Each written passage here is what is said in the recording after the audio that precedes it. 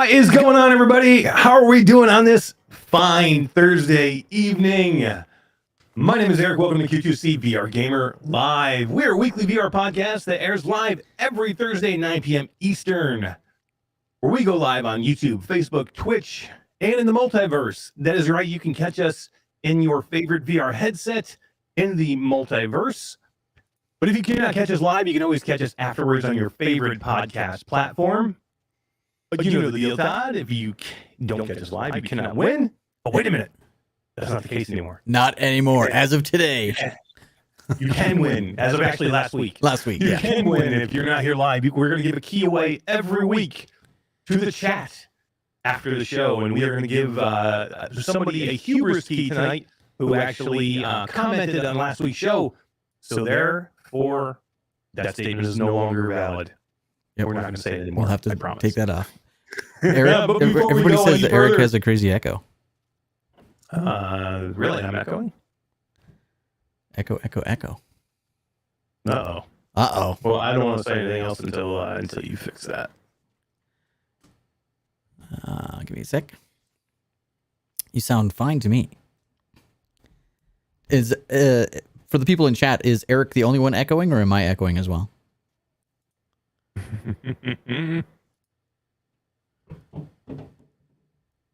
Oh boy. Here's what happens. We change one thing. Just me echoing. Just Eric echoing. You don't have a filter on? No, you don't have any filters on? Nope. Yeah, we change one thing and it all goes to shit.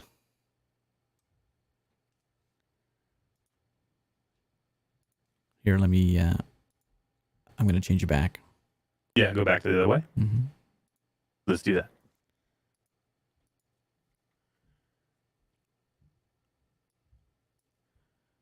Let it catch up. You should be good. All right. Do I have an echo now, everybody? I hear an echo from you. Yeah, I hear an echo from me. I'm hearing an echo now, though. Yeah, one sec. You should be good. Echo should be gone. Echo is gone? Yeah. Cool. That's it. Don't ever change anything else. It was your idea to make that change. It was my idea. But it didn't work. What are you going to do? We try and make sure things are better. It sounded good for us, but apparently... It did. It sounds fantastic. Do we really care if it sounds good for anybody else? I mean, I just want to make sure it sounds good. Really? I just want to hear myself talk for 2 hours. All right. Should I do my entire opening over again? No, I'm only kidding. I'm not. But it was a really good opening. I'm sorry everybody had to hear it twice. But here we go with this. Before I go any further, I have to say hello to my partner from the great Canadian Northwest. The man who's always the life of the party. He might still be hungover from your Christmas party the other night. You know you can't drink like you used to. You're an old man. Todd Jackson, what is going on, my fine pickled friend? Oh, hi diddly ho diddly. And what a day Are you over your hangover? I think it'll be another couple days before I'm over the hangover. I'm not sure if you're over the hangover because the audio is jank? all off. Come on. You have an audio hangover. I do. My God, yeah. I got to remember I'm pushing 50, so I keep forgetting. Pushing 50? You're an old man, bro. I know. You're an old man. Look at all that gray in your beard. You should just shave that beard right off. No way. remember when you shaved your beard off by mistake? By accident? Yeah. Like 10 minutes before the show. That was the worst day ever. That was the best day ever, man. Yeah, for you guys. I could have lived on that for months, man. I think I did live on that for months. Oh my God. Oh, but thank you guys for being here today. We really appreciate it. We have a kick-ass show for you. I say that every week, Todd, but this week really could take the cake. Yeah. There is so much packed into this episode. Guys, get some popcorn, get something to drink, sit down, enjoy this amazing goodness, because we have a show that is absolutely packed with interviews, developers, people, giveaways, Todd, me, D from the background. It's going to be amazing, Todd. This is going to be kick ass, dude. And our fantastic community in chat, as always. Hell yeah. And let's say hello to those guys too, before we actually tease what exactly we have coming in tonight's episode. But let's say hello to the chat. We have PDXVR says, happy holidays, everyone. Happy holidays. PDXVR. Mickey Burr is here. We have a techno glitch sighting. Mickey Michelle B, Ryan Brannon, Chi-Town D is in chat. Bacardi B. Let's see, who else do we have? Bluebell sighting, fourth wall breaker, just me, says good evening, everyone. We have a Fluke Rogie in the building, 2 a.m. here, so I'll catch up tomorrow. Absolutely, Fluke, we will catch you later. Jenna Sequa is here. Todd, I got a little, after our live stream today, I got a little ping, and that usually happens when we sell a piece of merchandise. Really? And I happened to look, and somebody named Jenna bought a piece of merchandise. Well, that's cool. Hoodie, I think. Awesome. Congratulations, Jenna. Thank you very much for Artful bought it for her. That's right. He was saying that in chat. He was going to buy her a hoodie. Oh, is that what it was? Okay. That's very cool. Thank you both for doing that. Thank you for wanting one, and thank you for buying one. That's amazing, but we greatly appreciate it. Gem Chick is here. Let's see. Echo into the Future. Chris 9989. Daniel Kaz. The Sept is back. I haven't seen the Sept in a while, Todd. Yeah.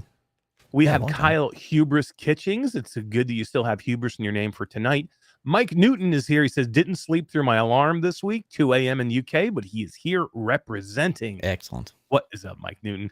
Tribe Grey Wolf is here. He says, "Ow!" I need to get that drop from Tribe. Yeah, you get that drop, man. Get that drop. And then you got to get the other drop, the main drop, I haven't come to his name yet. We'll hit it when he comes. Let's see who else do we have here. We have VR Spry guy says hello, everyone. Let's see who else do we got. Ashes to Ashes is here. What's going on, Ashes? Chatty, Larry Kirk. What is up, Larry Kirk? How you doing, my friend? And a Creeper Betty setting. Nice. I'm still way back. Elliot 55 is here. Man, the chat must have been talking for a long time before we even got in here. Rattlehead 9026, quick cosplay is here. What is up, Becca? Chris Oakes is in the building. Ashes to Ashes, the flip flop girls in the house. Hell yeah, flip flop girl. Orlin Hooper is here. Todd, you ready? Orlin Hooper's jacked. That sounds terrible. That sounds awful. Don't ever do that again. Orlin Hooper's jacked, yo. That's the way you do it. Oh, sorry. I was close. Everybody's saying I have an echo. That was old. Yeah, that was old. Ian Stimpson is here. Holy crap, man. There's a lot of people here. We have 51 people in chat already, so it's climbing quick. Absolutely. Let's get this show on the road. Just make sure I'm not missing anybody. Karina Stimpson is here. Virtual Strangers, Rob Perry. Man, Mr. Night Guy. I don't know who that. I've never seen Mr. Night Guy. What is going on? Welcome to the show. We have a restream bot. Says Ryan Holt over on Facebook. Says howdy guys. What is going on? We have a Nibble High in sighting. There's me, some Creeper Betty. Now I see her catching up a little bit now. Awesome. Mr. Tasselhoff is there with Laggy SE. That should be it. Maybe a Quadzilla sighting I might have missed in there somewhere.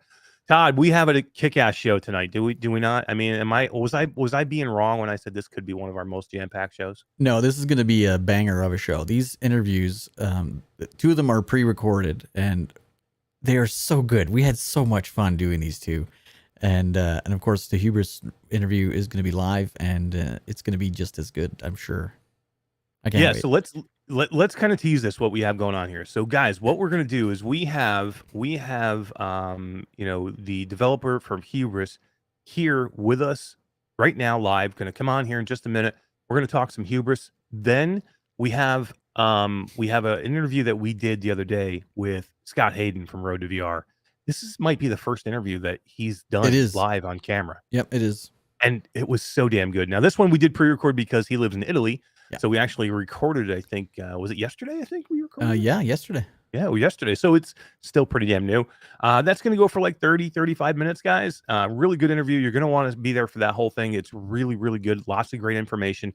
Lots of very topical information about what's going on with things, things in the VR world right now. And then we're going to come out of that. And then we have an interview that we're going to drop in that we did a few weeks ago with Soul Assembly, the makers of The Cabin and Drop Dead Dual Strike. And Battle Sisters, man. Warhammer Battle Sisters. They made that game too. And that was a freaking kick-ass interview that we've been holding on to just because we've been so busy.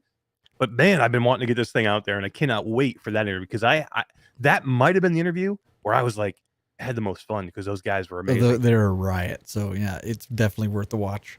And throughout these 3 interviews we have tonight, we've got lots of games to give away, and maybe some other stuff that's not just games.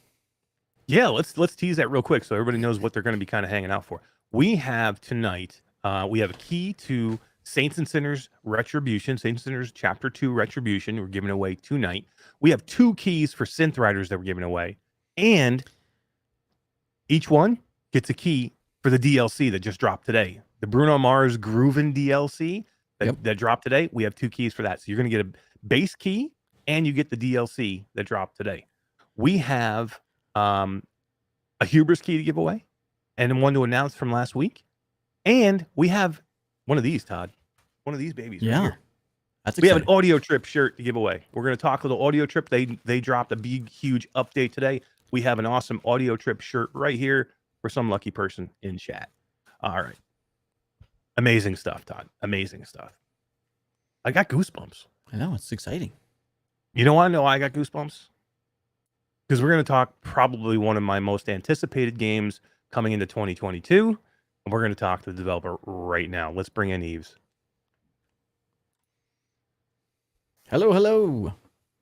Hey, how are you? Good, Ives. How you doing, man? Thank you for joining us tonight. We really appreciate it. It is super late for you. Tell everybody where you're coming from tonight and what time it is where you are right now. Yeah, we're here in Antwerp, Belgium, and it's 3 o'clock at night, so that's why my eyes are a little bit red still. They still have to wake up, but yeah, I'm really happy to join your great show. So. We really appreciate it. And, you know, I tell people all the time, I said, you know, we sometimes we just can't do these interviews live because of time zones. You know, we're in the East, I'm in the East Coast time zone. So we go live at 9 p.m. Eastern my time, which can be a little difficult, especially when we have people in Europe. And usually we have to do these things recorded. But, you know, when we spoke, you're like, you know, you're like, you know, we could do it. We could do it live if you want. He's like, you're like, I'll wake up. I'll set an alarm and I'll wake up. And it was just cool that you decided to do that and be here and chat. You know, so everybody could interact with you. So thank you for waking up in the middle of the night and doing this interview. And we really appreciate it. Yeah, it's my pleasure. So Ives, tell us a little bit before we get into like Cyborn and before we get into Hubris. Tell us a little bit about you. You know, a little bit about you, your path to where you are now and kind of how you got involved with virtual reality. Yeah, it goes way back when I still studied. I was really fascinated with realism and bringing that. I did art first, studied it, later I went on film. And straight after school, I ended up in a game company, but that was in the 90s, beginning 90s. So a different thing. And we were really ambitious, a little bit like this now, but without the proper people yet. So I did the art of that game at that moment, and the game was never finished, but I learned a lot about 3D, and so some years later, I think, and 97 or something, I started Cyborn. I left the company and started Cyborn, still wanting to make games, but that was really difficult at the time. You still have to build your entire engines and find people there were no schools in Belgium where you could learn to develop a game and so on. And that's how I then started Cyborn. And before you know, I was more into 3D animation than in game making. So we ended up through the years making films. I think there's one film going on Netflix worldwide, an animation film we worked on. Oh, wow. And things like that. But then we have a motion capture studio, so we did a lot of work for motion capture. We were making a lot of apps already, and then I discovered VR. First, to use it in our animation, our mocap studio, to do the previs and so on. And then I what year was games. that? What year was that you did that you discovered VR? Probably 2016 that I started to test the first headsets. And to be honest, we were making Hubris, actually planning to make a film and a series while we were developing it, while we were making other films. and we wanted to make that more realistic style and sci-fi story. And then because of VR, we thought like, certain moments that like, why not make a game first? So that's how we ended up there. Yeah. And So I played, to be honest, birthed the from first, a movie TV series kind of concept into a game, and usually we see that the other way around, not just. Yeah, right. Yeah, we always wanted to make like a game and a series and things like that. But the film, finding the film and making it profitable is different from games. And Right. so I started to came back to the game world. And I, to be honest, it's where I want to be. I like films making and so on, but the games is a little bit more fascinating to do. And that's why I saw a chance. In the beginning, it was just make a little game, and we do it at the same time as a series. And we're still making a little mini series about Hubris. Cool. But then it grew really fast. We got a lot of enthusiastic people from our colleagues and PlayStation at the time. So that convinced us to go for it. And it started from a little side project to a game. It's like that. Yeah, so if we talk about the genesis of Hubris, so what year was it that you first had the idea, like, let's start to maybe move this potential movie idea or show idea into a VR game? What year was that? Yeah, actually 2019 beginning was the moment that we really decided it would be a full game. Yeah. So that's the moment we decided to do that. Nice. So you kind of had the backstory already for Hubris. It was basically just, let's figure out how to put this, to put yourself in this universe and inside the game, and how do we do that? So maybe it was probably more technical at that point than it was about campaign and building a campaign and building a story. Am I correct? Yeah. So also the game is just a little part of the Hubris universe. So that's how it. Yeah, it was some. It started with an environment and things like that. That's part. Still, the mini series gonna be finished too. I think within this year. And there's a little part of what you see in the game will be in the mini series, but it's more, of course, a story. But yeah, it's kind of, the designs are all Hubris, but the story was, of course, in the game you have to try to find something that fits in the action. And also in the beginning, we were more making an interactive story. At that time, it was also a different time when we first started. Not in 2019, but earlier, to think about doing something VR in it. And when the main game mechanics come, you have to make a story in it. And the story became less important than making sure there's interesting action going on. So that's how it's kind of evolved. So it's kind of morphed from a cinematic piece into an action game. Yeah. It's pretty much like that. Yeah. Cool. Which I think is great, because I love the idea that we can get invested in some of the characters in this game and the story, the backstory, the universe itself, some of the characters, and then we can watch it in this miniseries. That's cool. Now what kind of platform will we see this miniseries on? Yeah, we don't know yet where we're gonna do it. Of course, what you most of the time do in film or series, you try kind of a little part, and then you go to the streaming companies and try to get it the finance for a big series. So that will be the purpose. And so it could be that we just stream it, or we put it on just on YouTube, could be like that. And we use it as a more trailer or teaser for our next game. Or it could be that it becomes part of a bigger story. But we can't say that now yet, because it also depends on how successful we are with gaming and how it will compare to each other. Yeah. So that's why. So we're talking with the life cycle of Hubris. You get the idea that you want to take this miniseries that you've been working on. You want to make it into a virtual reality game. And then does it come the idea, let's build this incredible demo and then put it out there so people can see and give people an idea of what we're looking for? Is that like the progress? Yeah, I think Hubris, there's a lot of concept, a lot of story behind it. So it could be, of course, you want to be an IP where you can build up, Right. and it could be go in all directions. In the beginning, it was more film and series will be the main part, but now it could be that it will be games, and the rest will side be. But the more projects you have, and the more the story comes alive, and the more interesting it becomes. But the good thing is that you have a lot of worlds and story to put out to bring in. We could make any kind of game out of Hubris. The difficulty, of course, is now that with the first game, you're only going to have a little bit parts, and there's some hidden things that maybe if it grows out later and you would have a series and so on, you would say, hey, wait a minute.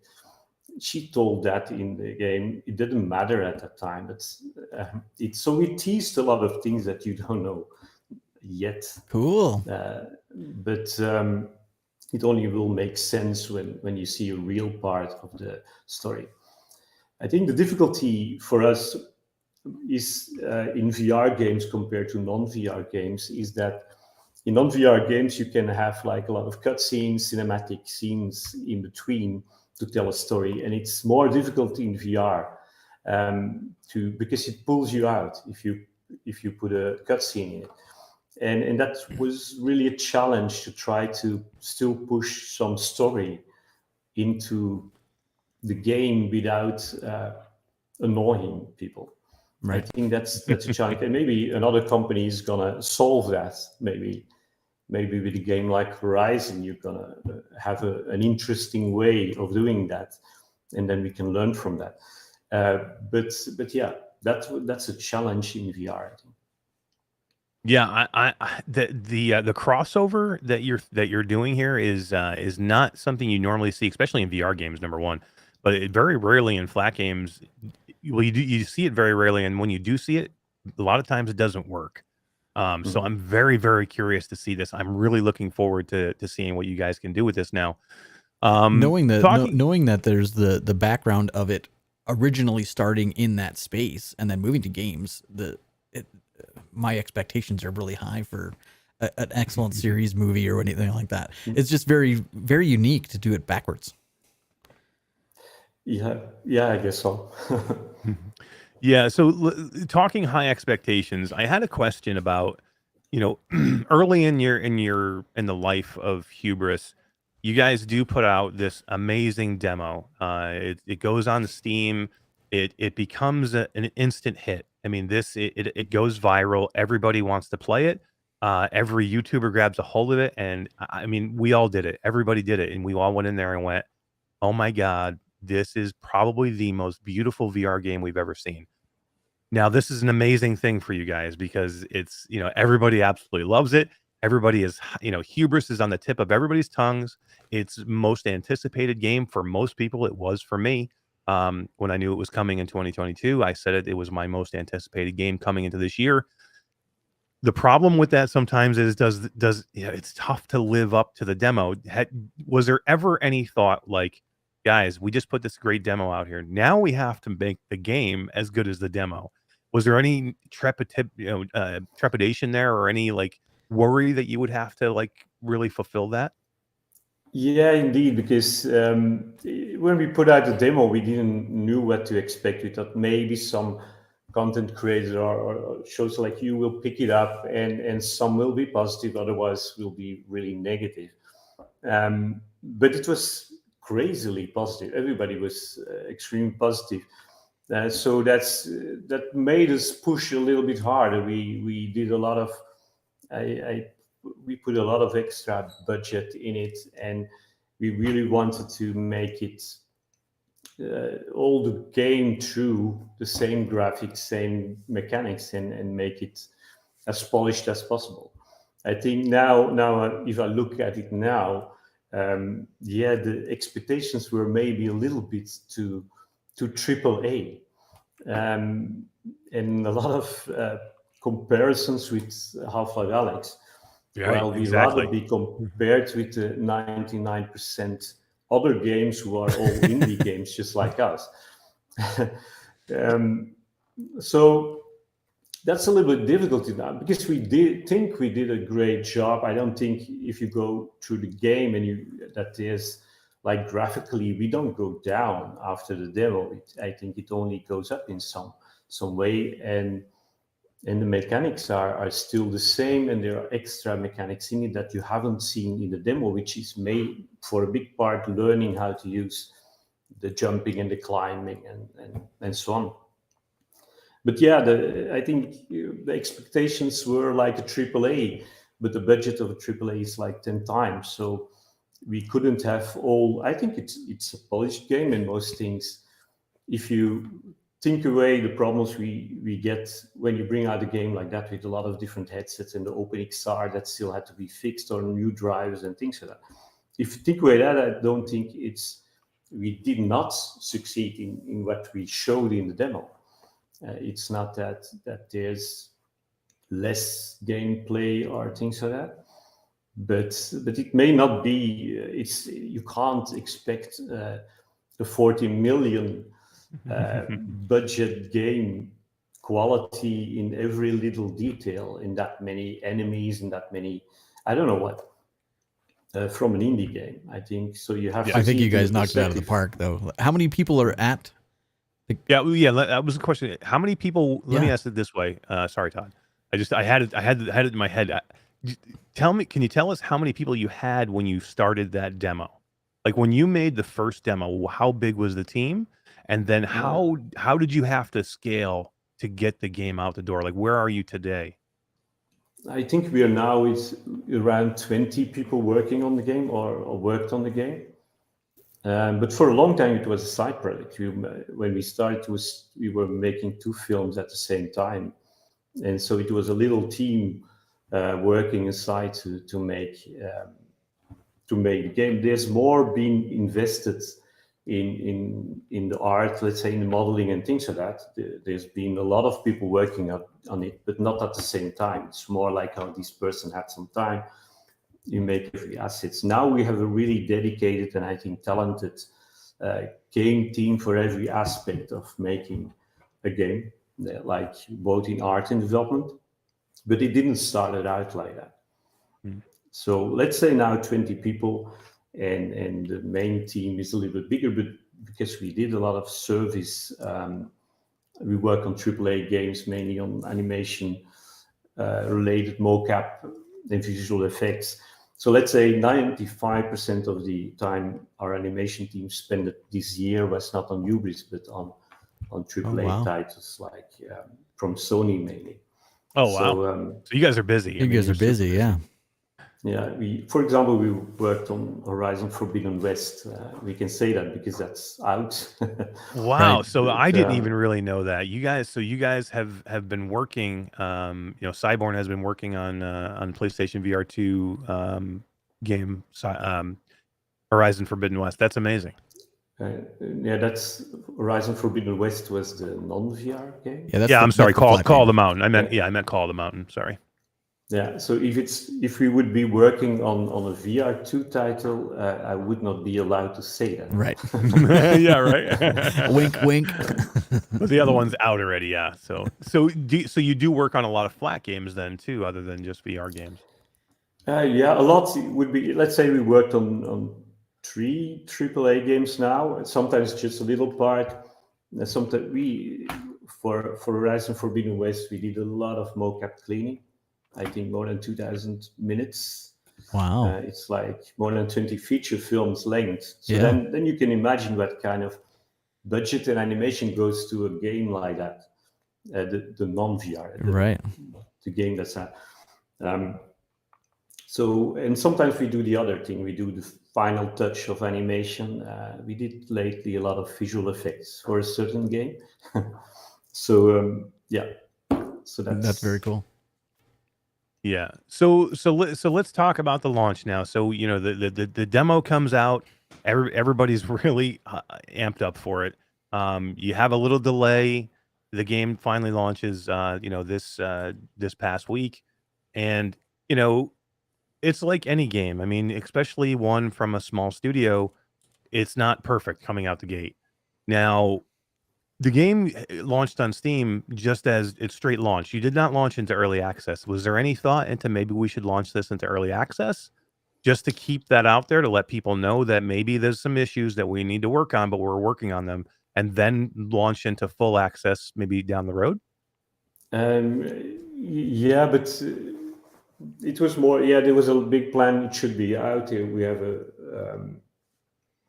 We have a PR agency doing all these things. So we should have maybe thought about it to do that for 2 weeks, because I think now there are not much. We cleaned most of the problems with the latest patch that came out yesterday.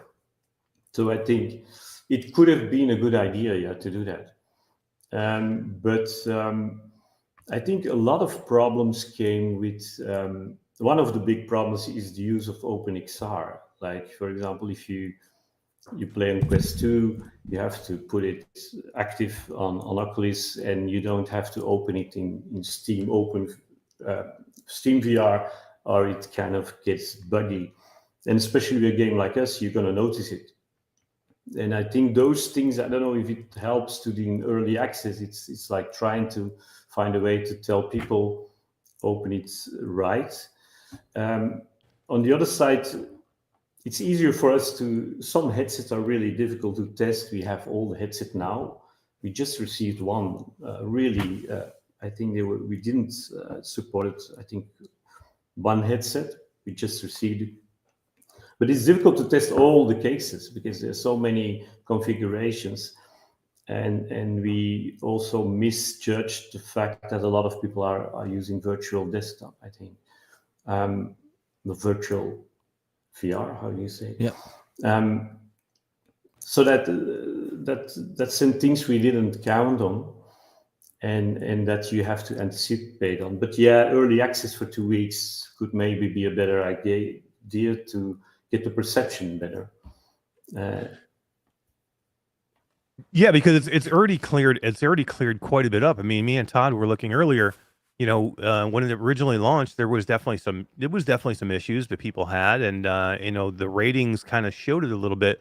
But we went back and looked today, Todd, and it shows it Hubris as it's mostly positive now, right? Yeah, it's switched to mostly positive, which is great. I mean, you're in the uptrend now, so it does go to the fact that you can patch and fix these games as long as you work on them quickly, and you guys really have. I mean, how many patches have you put out since the launch?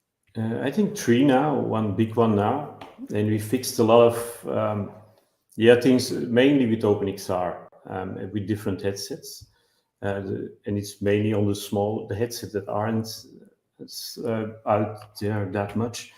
And also a lot of comfort things. Sometimes, like, also people complain like, hey, I can't find this button, so bad review.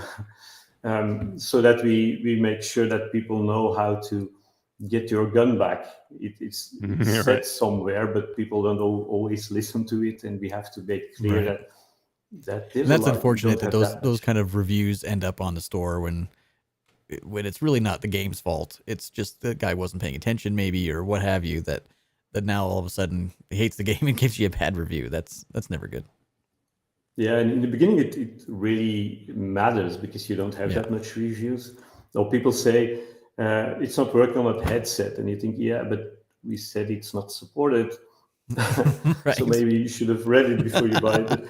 But then afterwards you support it, but they don't take away that the review is still there. Right. The same. Yeah, it's logic, I think, and we hope that enough people play through the game, because if we look at the reviews, once somebody played 1 hour, then it's really positive already, and if someone played 2 hours, then it goes very positive. Right. So we hope that enough people read our Discord and read through all that solves a lot. Some problems. Yeah, absolutely. And we should explain to a lot of people out there, anybody watching now or maybe watching later, what you mean when you say OpenXR and not running it from Steam and OpenXR. So you have the opportunity, especially if you're using a non-Steam VR headset. So if you're using an Oculus headset, a lot of times what you'll do is you'll launch from your Oculus home on PC into Steam, and then you'll open the game from Steam. The problem with that sometimes is now you have two actively open stores running at the same time, and when you get a graphically intense game, you're eating up so much of your computer on that. So you can actually set it up to where you don't have to launch in Steam. You can launch the game, even though it's a Steam game, directly from your Oculus home. And that's what you talk about when you're saying that, right? And that's why I think a lot of people are having those issues because they don't know that. Yeah, it's Am I- true. And yeah, as you said, like with a lot of games, you will probably not notice it, but we push the limits to get all these graphics out. We have to push the limits of all the systems, and if you start to use more things, same with virtual desktop. Luckily, they updated for us their drivers, so they anticipated really quickly. So it runs better, but still, of course, it eats a little bit of your power Sure. to play a game like that. So the stronger your system is, the less you will feel it. But there were other issues, some that we didn't test it well enough. For example, there's some paralyzing on some, I think, index things, and because OpenXR, they handle the occlusion differently. And you don't notice that on an Oculus, for example, but you see it there. So we solved it. It's an easy fix for us. It's just putting it a little bit lower that effect doesn't. But all these things, of course, if you ideally you could test the game for two months with a lot of headsets, a lot of systems. But that's not. Then you're endlessly in development. And that's difficult for a company like us to do that. So that's and the it's definitely backside. and it's definitely getting better. I mean, I can tell it's getting better because I tried it tonight. So what I did was I went in and I played it. I played it the regular way, just launching it through my Oculus Home and not have it launched through Steam last week on my laptop, and it ran really, really well. I have a new laptop. It's running a 3080 card in it, and it ran really good. I ran it today, and I said, "You know what? I'm going to test it, and I'm going to run it and through Steam with OpenXR and see how it works."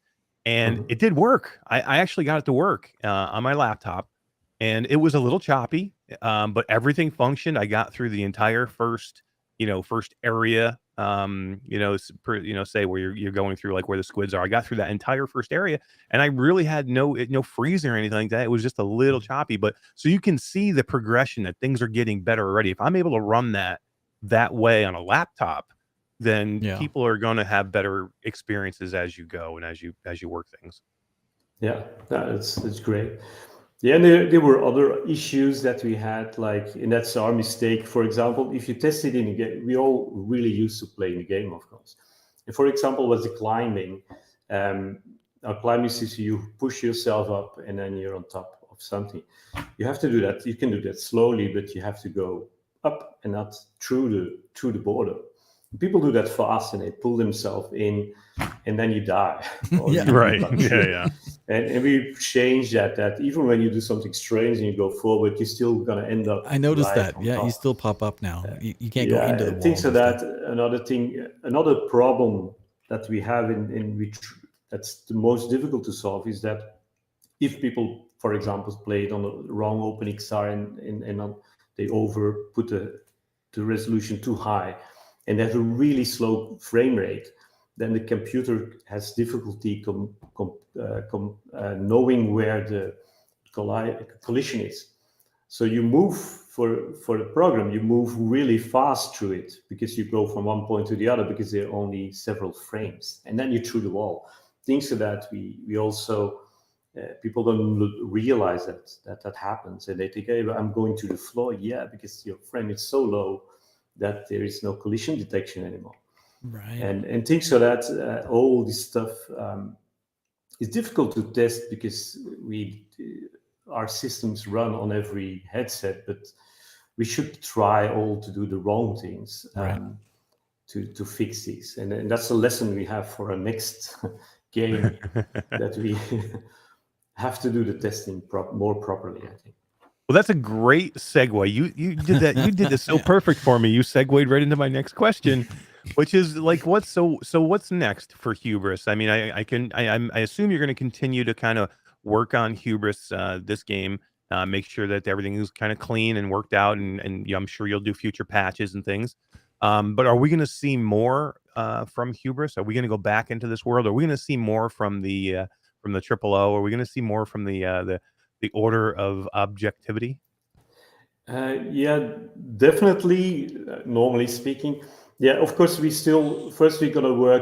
now fully working on the Quest 2 version and on the PlayStation VR 2. Nice. And That's good. Pico and HTC. So we're gonna do that first on the mobile, the standalone versions, and then PlayStation VR 2. But definitely we're now already gathering the ideas and are working on the concepts of the second game. Of course, we still have to wait how successful we are on which platforms. And that will depend a lot how. I have really big ideas for the second Hubris. We wanted to go, much bigger in it. Still the next game, but much bigger. But we have to see, of course, how successful it is, what the budget will be that we can spend on it. If it's gigantic successful, we will be closer to a AAA, and maybe then we can make it a more AAA title. Otherwise, if we have the same budget, of course, with all the knowledge we have now, we can make a game that's much better or much more polished. But definitely there will be a next Hubris. That's exciting. I can't wait for Hubris. Hubris on PlayStation VR 2. Yeah, right. I just have a feeling it's going to be next level. I can't wait. That's going to be amazing. And to put this game, I mean, super aggressive. Put this game, this graphically intense, beautiful, probably one of the best looking PC VR games I've ever seen. Put that on Quest 2. That's pretty aggressive, and that's pretty amazing. Yeah, we hope to. The easier thing, the difficulty is, of course, you have to do a lot on the graphics and effects to get it nice looking. Right. But I think it's working out. We already have a part running, so it's working out pretty well. The easy thing is that there's only one Quest 2. So if it works, it works. You don't have to. Right. That's true. There's It's not 10 headsets. All the different combinations. Yeah, I'm super excited for that one. I did get a little bit of a sneak peek in Gamescom, and you guys are geniuses, man. You guys are wizards with what you're doing. I have to tell everybody that it's truly amazing. And I can't wait for it. Thank you. So anything else? Let me ask you this: anything else for Cyborn, non-Hubris? Are you going to continue to work in the in the production side, and will we see another IP, possibly another game IP? Not at this moment. We're first gonna, of course, we're gonna look how it goes and then see. But I think first everybody, also my partners in the company, all want to make the next Hubris first. Right. And on the side, we still do a lot of services, and that probably gonna grow now. We have that gain more AAA or companies, because it doesn't have to be AAA, gonna come knocking on our door. So we're gonna try to balance these two, because the one brings in money, the other one will cost money until it's a successful game. Yeah, right. and then we definitely are gonna now make the mini series and gonna knocking on every door of the big companies, streaming companies, and see who's interested. So, but that's less direct. But for sure, we're gonna work on other games, and we're gonna make the next Hubris. That's exciting. The big plan is. Lots of good, cool things coming in the future. That's very exciting. Yeah, I mean, and I think at the end of this interview, for anybody who was out there, listening either later or listening right now, and you had a thought, should I go get Hubris right now? I've heard mixed signals. I'm telling everybody right now. I told everybody when it launched, this is a great game. This is a game everybody has to own. It's a beautiful. If you have PC VR, go get this game. It's gorgeous. It's beautiful. Now it was. I called it my term for it when I first saw it was I said it was a flawed masterpiece, is what I said, because it had some issues, but it's getting very, very close to being just the masterpiece. You guys have put 3 patches out already. It's just about a week. It's 1 week out. You've got 3 patches already. So many fixes already. The game is absolutely gorgeous. The gameplay is great. I love the loop in it. I love the story behind it. So I'm telling everybody right now, especially and if they haven't gone through this interview now and seen the passion that you have for this game and that you are going to make it the best possible game ever, they need to go buy this game because you're going to make it perfect. I can tell already. Yeah, thank you. Todd, you recommend? Yeah, without question. I'm just going to grab the links for hubrisvr.com, their website. You can get all of the Steam links from this website, and you can also watch their trailer. If you haven't played the demo or seen any of the other content creators that have streamed it, you got to go check them out on YouTube too, just to kind of get a feel if you're still hesitant on buying it. But great game, like. Yeah, this is to me, this is Red Matter 2 with more action. That's high praise right there. Like, and that's pretty high praise. One of my That's a good comparison for us. So, yeah, heck yeah, yeah, and that's one of the things I do love about this game too. I'll say this one last thing real quick before we wrap this up. The game has so much in it. It's climbing, it's platforming, it's swimming. It's this game has the best swimming mechanic I think I've ever seen in virtual reality. It definitely rivals Freediver, which was all about swimming. That game was all swimming, and this game it's a small piece of it, and it's so good and so well done. The climbing is fantastic. It's so much better even now than it was in the demo. The shooting is really good. The environments are beautiful, gorgeous. Yeah, the story is great. It's the action. It's a kind of a puzzler a little bit. There's a lot to the game. It's not just a simple piece of eye candy. All right, guys. So that is definitely me recommending Hubris. Ives, thank you so much, man, for getting up in the middle of the night to sit with us on this. I really appreciate it. Yeah, we didn't tell everybody that he's in Belgium. Yeah. So I really appreciate you getting up so early to do this. I'm sure you have a million things to do, and thanks for taking a few minutes to talk to us and tell everybody about Hubris and the path. Yeah, but thanks a lot for having me, and you're really nice. It was nice to meet you, by the way, in Gamescom, not that long ago. So, no, it seems like forever ago, but it really wasn't that long ago, was it? No. So, and if you ever come to visit Antwerp or Belgium, you're welcome. Or you even want to pay you a ticket to come over if you want to. I would absolutely love to come visit the studio and meet the team and see everybody again. I would absolutely take you up on that in a heartbeat, and we would do some whole bunch of recording there. It would be a lot of fun. I think it would be for sure. Be fantastic. Would love to do that. Then we make that. It's a deal. There we go. Happen. Excellent. There we go. To be continued, guys. If you want to see some more from Cyborn, we'll definitely put that on the calendar and get something done. Ives, thank you so much. We appreciate it. Please go get some rest. Get some sleep. I'm sure you have a busy day tomorrow. For sure. Yeah.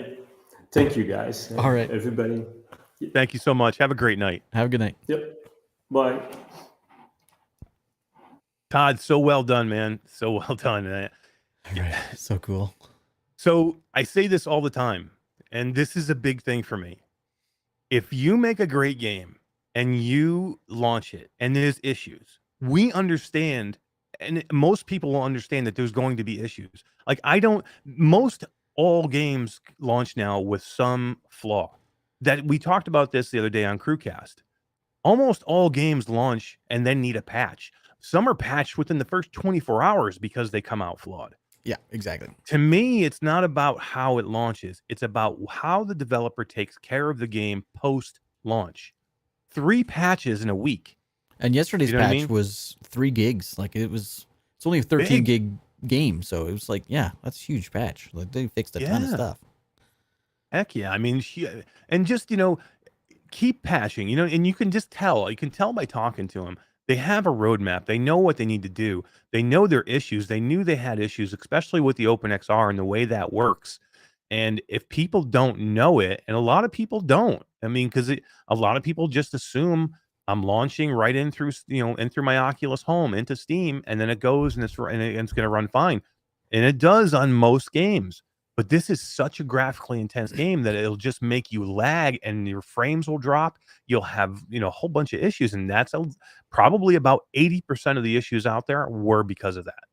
Yeah, it's just too system resourceful to run both Oculus and Steam at the same time. And like you said, some of the lesser quality games don't notice it, but I was noticing a lot of people in chat saying No Man's Sky, and that is whoever says out there in chat, that is such a great comparison, because No Man's Sky, was it Hello? Is No Man's Sky like Hello Games or something like that? They have done an amazing job with No Man's Sky. No Man's Sky launched to such bad reviews. Yeah. I mean, like cyberpunk reviews. Like the game almost died. Like, literally, the game but the company launched and almost died, and then they turned it completely around, and they have continued to work on that game for 2 years now? Oh, Maybe more than that. Way more 3 than that. years? Yeah. I'm pulling up the timeline here. I mean, that's the road that you go down. Don't give me Joyway, okay? It was released in 2016. I've played this game for years. 2016. Yeah, that's crazy. I've had it for years. And compare that game in 2016 to where it is today in 2022. It's totally different. It's not the same game, No, dude. totally I mean, different. they got so killed when they launched No Man's Sky. They just got destroyed. But that's why I love to hate Joyway. I love Joyway, but I hate Joyway. That's what I am. I'm like in a dual sense. Yeah. Because I like Joyway. I like that they're so out there and trying to make as many games as they can. But to me, they give up too quickly. Like with Outlier, they launch a game and then literally they knee jerk. Like it didn't sell great immediately, and people were like, "Yeah, it's okay," and they're like, "Oh, that's it. Let's kill that game. We're not going to do anything else. We're just going to kill it. We're not going to finish anything." And then you have somebody like Cyborn or somebody like Hello Games who's been working on the game for years, man. Yeah, and they continue to pour their time and effort into it, man. Yeah, No Man's Sky still gets updates to this day. Like it's definitely not a dead game.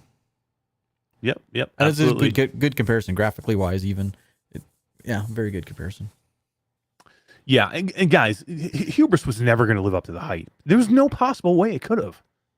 It fell victim to its own success. Greatness. Yeah. Exactly. Yeah. Because of the viralness of it, because it was grabbed by every VR YouTuber and some flat YouTubers that just wanted to go in and see it. It was such a big thing that everybody did it, and everybody said this could be the best game ever. That's the problem with that. That's the hype is almost impossible to live up to. And when he said that it was a side project for a tiny team of people that has now since grown to 20 people, but even 20 people is not that big. Resolution's 215 people. Exactly. You know what I was thinking in the middle of that? I was thinking in the middle of that, you know what happened? This is exactly what happened. And I wanted to ask him this, but I kind of lost my track because he was talking, and I lost the thought of it. But this is what I was thinking when he said that. They put that demo out, and they probably never had a thought in their head that they were going to launch a game. No. They put that demo out, and they were like, it's going to be okay. And we're just see what people think. We're doing it as a fun thing. We can show other people for doing other types of work. We'll use it as a tech demo to help us in our production side. And it was so well received, and people blushed over it so much that they basically were like, holy shit, now we really have to make this into a game. I guarantee that's the way it happened. That's probably right. Yeah. I don't think they ever they were like, oh my God, we have to make this into a game now. And then they had to scramble and they have to make this game. Literally, they probably had 2 people working on this thing, Todd. Yeah, I completely agree with you. And like I kept saying to him, how it's neat that this is backwards. What other game do you know of that came from a movie to a game? That's just weird. There's not many. People make the games and then they just try to bank on the game. So they make trading cards, they make movies, they make TV series. To go the other way is fascinating to me. Yeah. And to Yeah, see for that sure. in the future coming is maybe a Netflix miniseries or a YouTube miniseries or movie or something is just as fascinating. Especially when he can't wait, said man. that part of the game will be in the series. So Yeah, anyone exactly. in VR would be You- like, I did all that shit that guy's doing on TV right now. Yeah, that's what it is. so You're gonna have cool. you're gonna have some crossover stuff. So Yeah. he actually said there's stuff in the game that you won't quite understand until you watch the Right. miniseries. He's like, there's So tons of secrets in there that nobody knows about. that's super cool, man. That's so cool. That was super cool. What a great interview, man. He was so good, and man, I'm juiced up now to finish the game because I haven't finished it yet, Todd. I'm probably about maybe 3/4 of the way. I'll probably try and finish this weekend and get it wrapped up because game of the year is coming soon, dude. Yeah, Game of right. the year That's is coming true. soon. And GT sprang this on us the other day, man. Crewcast on Monday. He wants probably us to pick our game of the year On And Monday?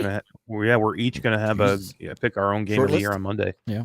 And yeah, I don't know how I'm going to because I can't really call my game of the year because I have to wait for Virtual Strangers. So I think I'm going to have to waffle and give him like 3 or 4 because I really am not at liberty to say what my game of the year. Number one, I haven't decided yet. Number two, I don't want to give it up on Gamecast and then On Crewcast and miss Virtual Strangers. Groomcast.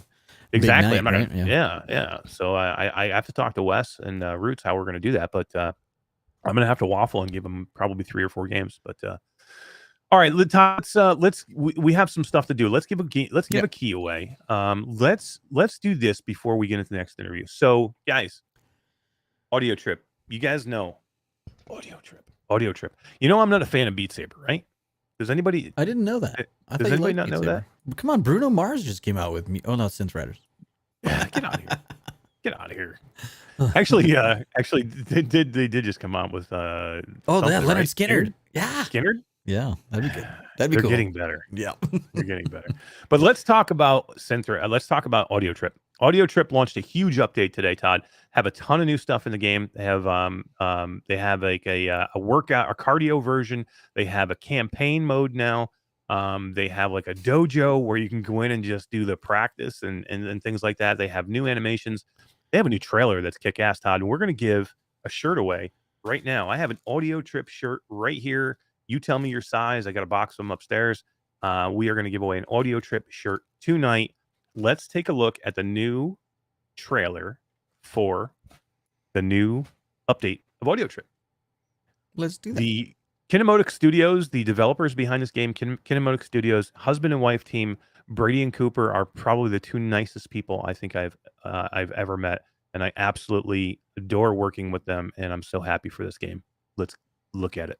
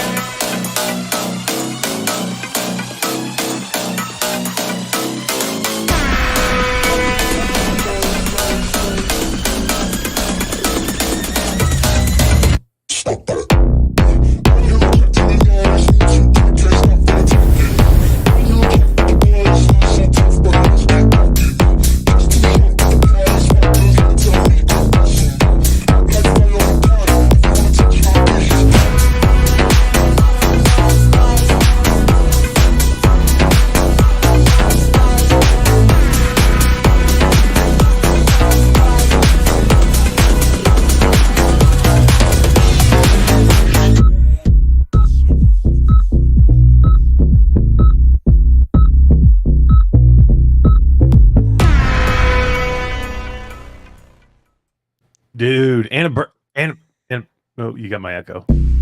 Oh yeah. Hit that button. All right, there you go. Anna Byrne kicks ass, dude. Yeah. Man, she's so good at making these trailers and doing these these mixed reality trailers. And man, it's just killer. It's killer. Yeah, Killer. she's really good at it. It makes it look so easy. Oh my Not God. that easy. It's a You know, workout, man. I look so dumb when I'm doing this stuff, Right? man. Oh my God. I did, and I do love Synth Riders. I love Audio Trip. Both are very, very good to me. For me, to me, the only difference is between the two. Audio Trip gives me a sense of dancing more. Like even if you see her in that trailer, it's very much a dancing type of game. It makes you move and it makes you go through dance moves. It's almost like a dance game where you actually have to follow the moves. The whole idea of you following all these things and hitting these things in time sequences is to give you choreographed movement like you're dancing. And it's exactly that. Arabella72 says in chat, does Audio Trip have different genres of music? They absolutely do. They absolutely do. They have a very good music packs. They've got, everybody from, Lady Gaga to, I don't know, like a whole bunch of different ones. I can't even think of all of them right now, but they have everything.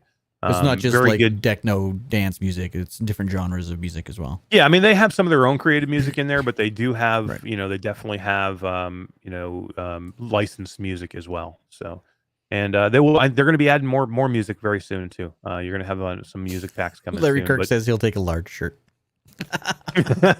You might. You might. You very well might. Hey guys, I just want to let everybody know. Everybody was asking about Dee because she's usually here within the first hour, and Dee had training tonight. And she's here in chat. She is taking care of the wheel still, but she cannot be on camera. She's supposed to be in training. So she couldn't be on camera tonight. Hopefully we'll see back with us next week. Because we miss her. And hopefully we'll see her next week. But Dee is here, but not here on camera. All right, Todd, let's do that. Let's give away this shirt to some lucky person. And what I'm going to do, guys, I'm going to do another one too. So if you're part of the Facebook group, if you're part of the Quest 2 community Facebook group, I'm going to give away one on there too. So I'm going to drop a post tomorrow. It's going to be a post with that trailer that you just saw, and it's going to have you comment Audio Trip in the comments. And if you do that, we'll draw the winner next week for another shirt. So if you don't win tonight, you do have another chance to win. Very cool shirt, man. I printed these shirts myself. Tom. I know. I saw them in the thing. That's cool. These are Q2C VR Gamer printed Audio Trip shirts. Yeah. Who is that? I don't know. Someone new. The Chosen Gaming? The Chosen Gamer. I like that name, dude. Congratulations, the Chosen Gamer. There it is, right there. Your Audio Trip shirt. Small, medium, large, extra large. That's the only sizes available. If you are a tiny person or a bigger than an extra large person, you'll have to give it to somebody else. But just hit me up. You can message me at mashdaddycool@gmail.com, and you can send me your information, and I will mail it to you personally. Congratulations. I think he's a little excited. Or she. I don't know who the chosen Yeah, you don't know. I don't know. Hey, you don't know. You don't know. Sorry. You don't know. I'm sorry, man. I'm sorry. All right, Todd, let's before we get to this next piece, let's talk a little bit of what we did earlier today. We hit the we streamed live the Resolution Gaming Showcase, which I had a blast doing, by the way. I thought that was a lot of fun. We only did it for like an hour and 10 minutes, but man, it was a lot of fun. And I had to stop myself at the end because we had like almost 40 people just chatting and chatting. We were just talking and talking. I know, about it just kind of got off the rails and we were just talking away. Yeah. We could have been on there for hours. Seriously, I literally would have just kept answering people's questions and kept going and going and going. And so you messaged me and you're like, dude, I gotta go to work. Stop talking. I gotta go to work.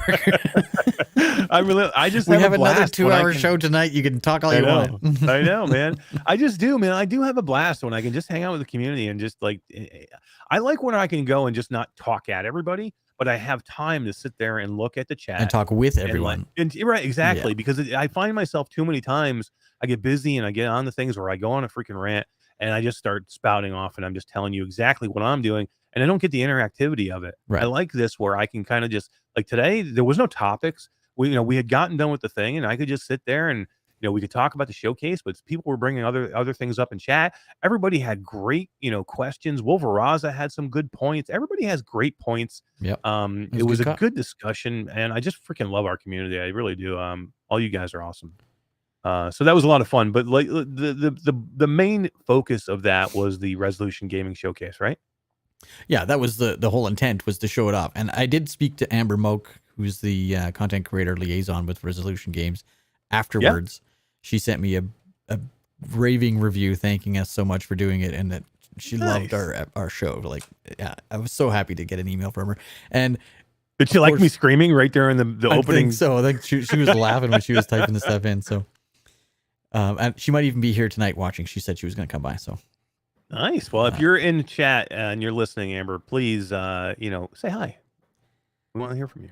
Yeah, because we love you and you're awesome. Love you, Amber. Oh, she sent me something, Todd. Did you get anything in the mail today?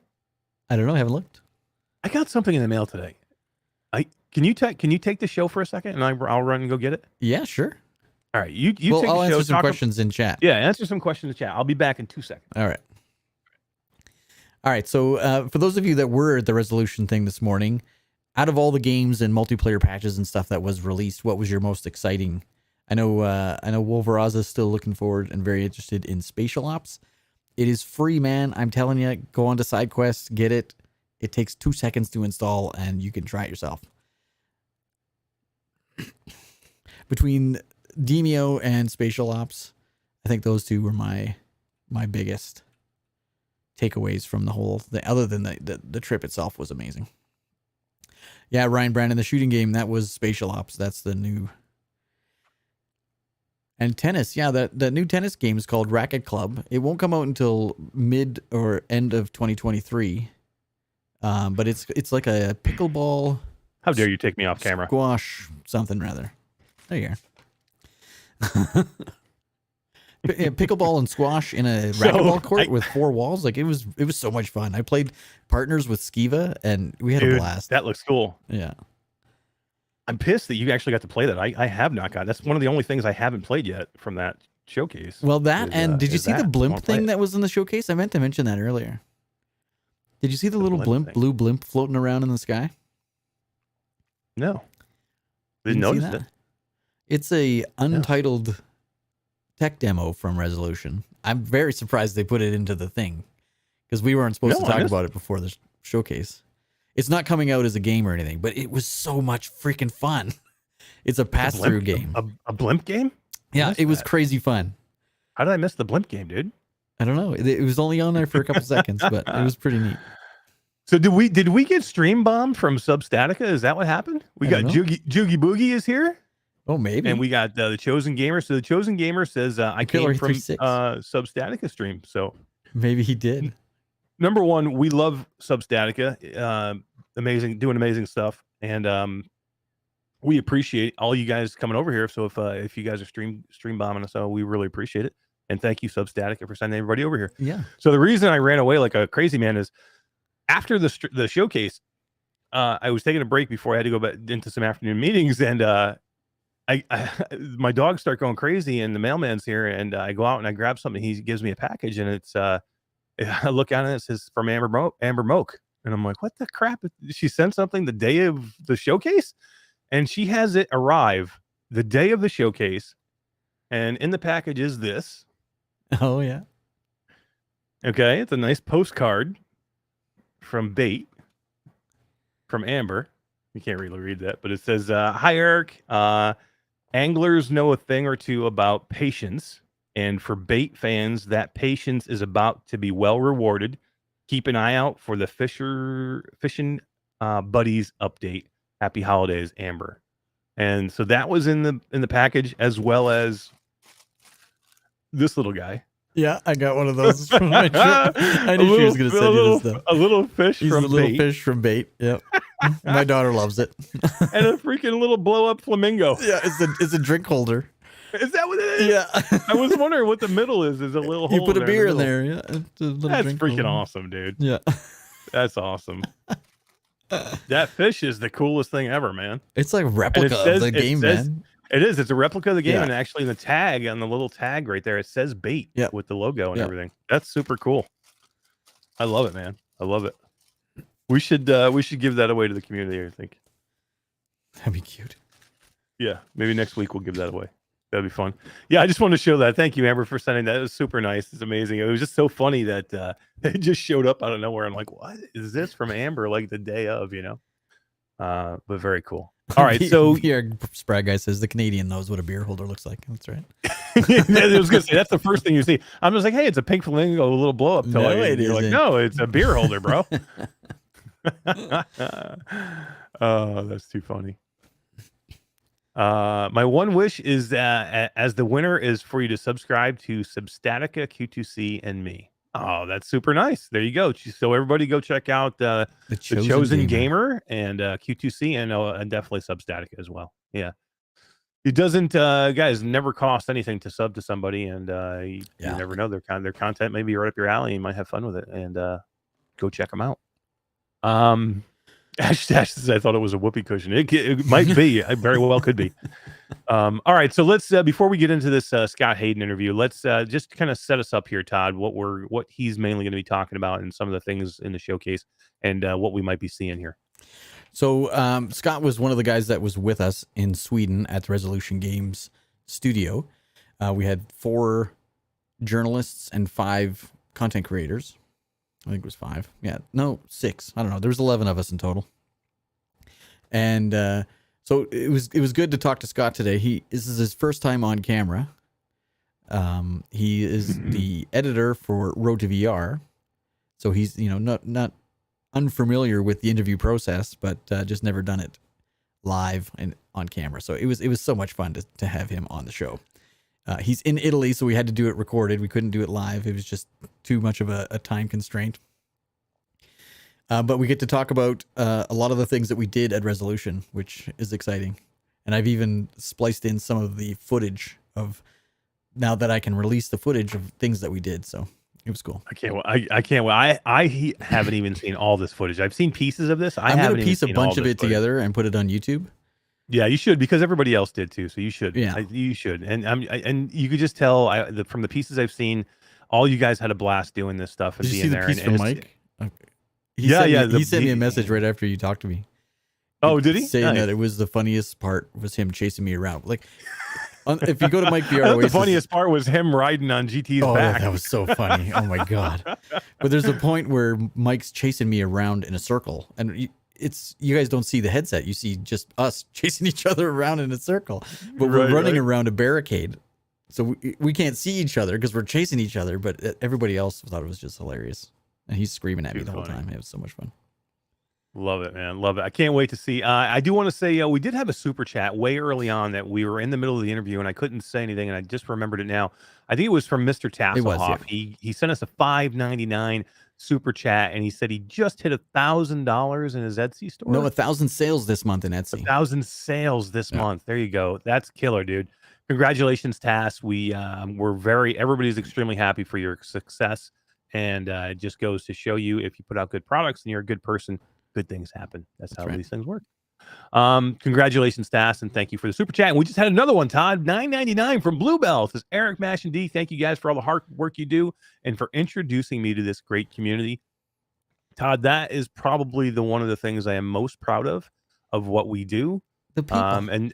And we have a couple of things that we can really kind of like, I was talking to you today, and I'm like, there's a couple things that I will look back on this past year and say, man, I'm really proud of this, or I'm really proud of that, or I'll have one of those, man, pinch me moments. But one of the biggest things is the community we have and how we have brought some amazing people together to kind of find each other and maybe fill some gaps where maybe people don't have in their lives. And that makes me extremely happy. And that's probably the thing I'm most proud of about what we do.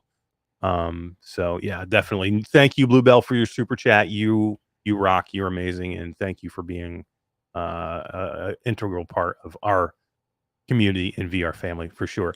Okay, Todd, let's do this. Let's get into Scott Hayden. This was a blast to do. You made it. You made very quick friends with him. You guys hung out a lot there.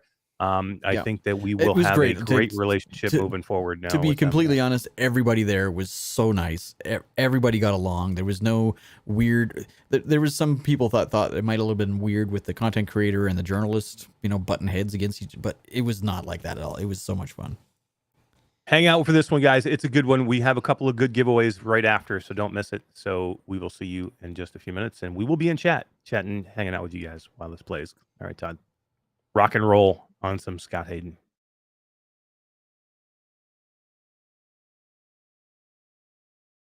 Okay, thank you, future Eric and Todd.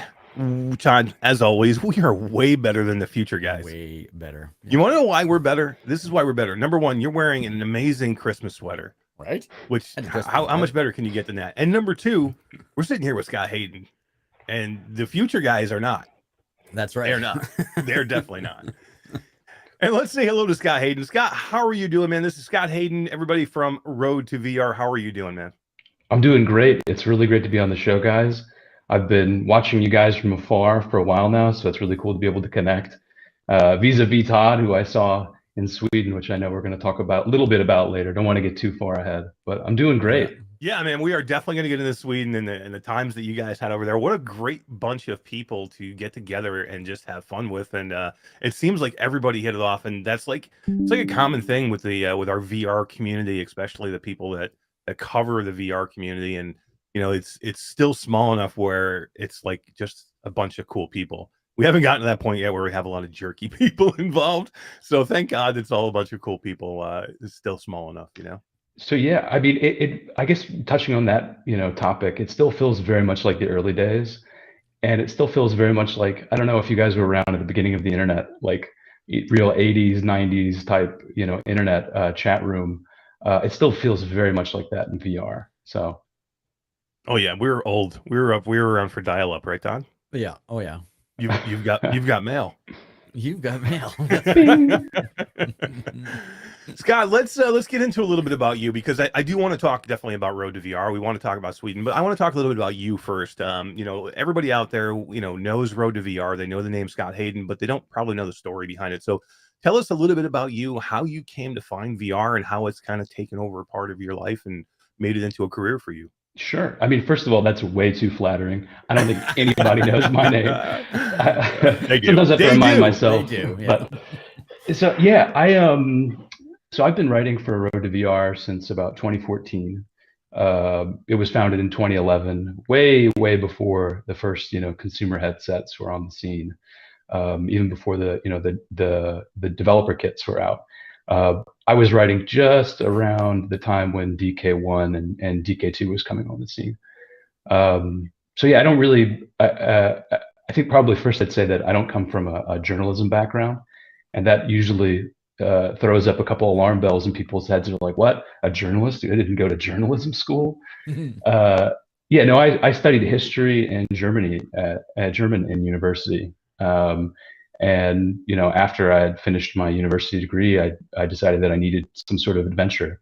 And today I'm speaking to you from Italy, which is just a really odd place for somebody who writes about technology, but surprisingly not an odd place for somebody who writes about VR. Because ever since I got into it, it just opened up this incredible portal to not only the sort of people that I grew up talking to and meeting, but the sort of international crowd that I had just really grown to need to give me perspective. So yeah, I'm not really from a super technical background. It's all been on the job training and writing and learning in a way that I know best, which is writing. So what kind of attracted you first to virtual reality? Is it the technology side of it, or is it the gaming side of it, or like were you a gamer, or were you just like, this technology is amazing and I want to be a part of it? Sure. I in my free time I did a lot of science fiction writing, and so I come at it more of a medium aspect, as I was always just waiting for VR to happen.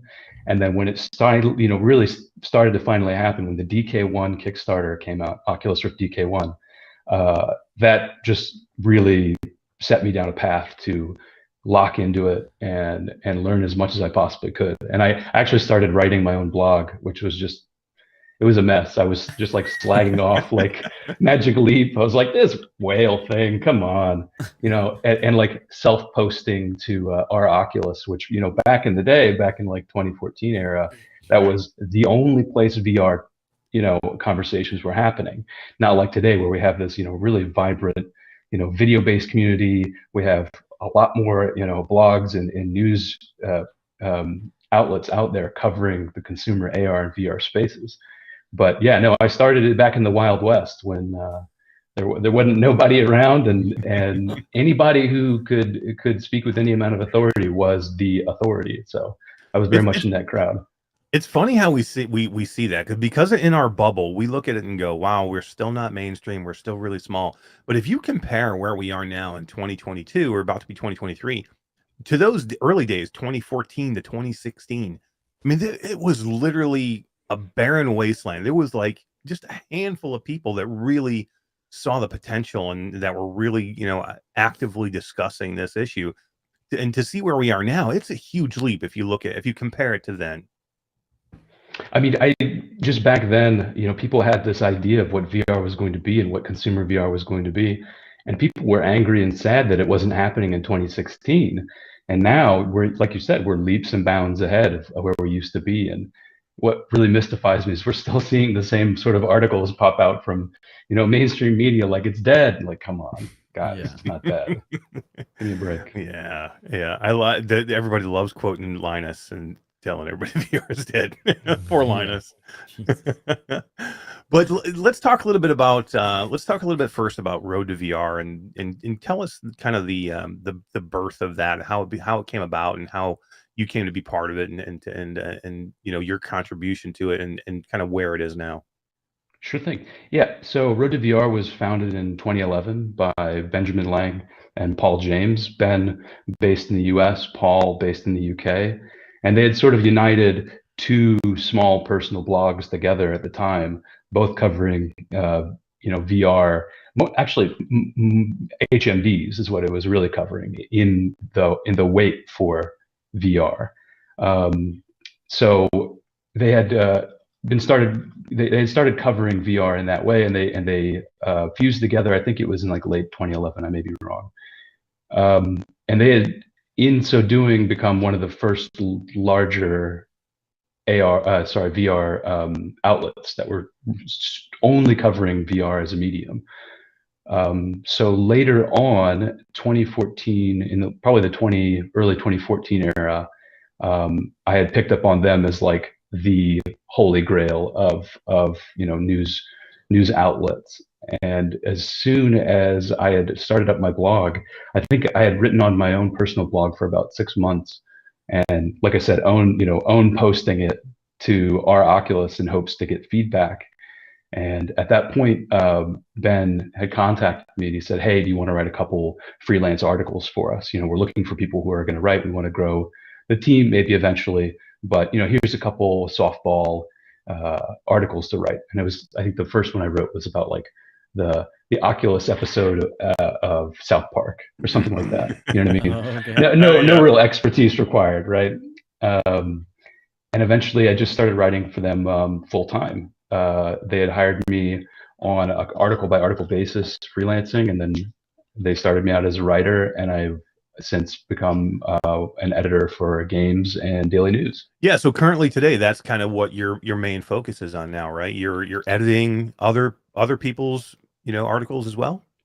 Yeah, we're still very much a lean team because unfortunately we, as an ad supported completely independent entity, we don't have the sort of cash to splash around on full-time hires. So right now it is Ben and me as the full-time writers. Oftentimes we bring in podcasters to do a written accompaniment to their video pieces, and we also will host introspective art pieces on games that came out. Like we did a whole series on Moss's art, and we had a couple of their developers come by. But as far as editing anything but my own, it's very often on. Yeah. When we get freelancers, I'll do a bit of that work. But boom, Todd, there's our opening. Podcasters, let's get in. Boom. There. Yeah, right. Road to VR, let's go. Just thinking that. You guys heard it here first. Q2C VR gamer and Road to VR, let's go. So you say you're lean. How lean are you? Like how many people are working at Road to VR? on a full-time, part-time basis, and how many Sure. freelancers do you normally have? Right. So Ben and I are the only full-time writing staff right now. Paul James has moved back to doing technical support. That's the world he comes from. So he'll run, basically all of our back end and stuff like that. When it comes to hiring freelancers, you'd have to ask Ben that. I really can't. I can't think of the last one who we had on. But yeah, that's essentially the size that we are today. That's crazy. The way the website looks, the way the medium comes out, it looks like an enormous company. Like it doesn't look like a two-man machine. I would That's never nice. guess that. That's nice of you to say, Todd. That's super nice. Would have guessed that. Yeah, I mean, because I mean, I'll say it here. I mean, people like us, like myself, and like other podcasters or anybody else who who does anything in the VR industry. I rely on news services and sites to get my news from, because I don't have time as a podcaster to do the background work that you guys do, to go into stories. Now I'll research on my end and go to a couple of different sites when I want to talk about something, so I have full knowledge of it. But I really rely on RoadtoVR, Upload. I mean, there's only a couple of places that I trust. VR Scout, sometimes, there's only a couple places that I really trust. So, I mean, it's such a big part of what, of the VR industry. And that, somebody like me would look to RoadtoVR is a testament to what you guys do there. Because again, I can't do what I do without you doing what you do. This is not possible. I'd have to do this full time, because I'd have to do exactly everything you do plus do everything I do, and it's not going to work. So, hats off to you guys for doing what you do, especially in making it all advertised based and not kind of selling out to somebody. Yeah, that's a big thing too. Well, I would say almost the inverse is true. When I see that this vibrant, podcasting community is growing up and making it work, and having original opinions and original content, that just speaks to me that, like, my CD is not completely fucked over. Like, people are making money and having opinions and being really dynamic in the space. That validates me, as a writer. I say, okay, I can do what I do because you're doing what you're doing. You know what I mean? So hats off to you guys. I'm not even wearing a hat. Hats off to you. I know there's lots of hats and lots of taking off of hats right now.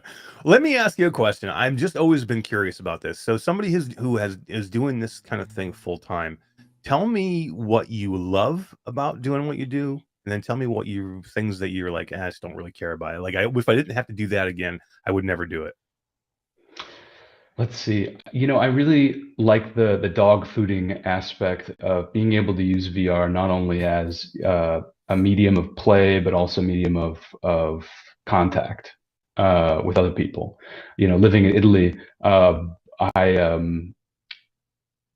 had a really great amount of full immersion into a different culture and a different way of thinking and a different way of talking and all that sort of stuff. Every once in a while you want to touch back. And that's been a really cool aspect of VR for me, just outside of the gaming, which has grown so much since the beginning of the consumer days in 2015 with like Gear VR.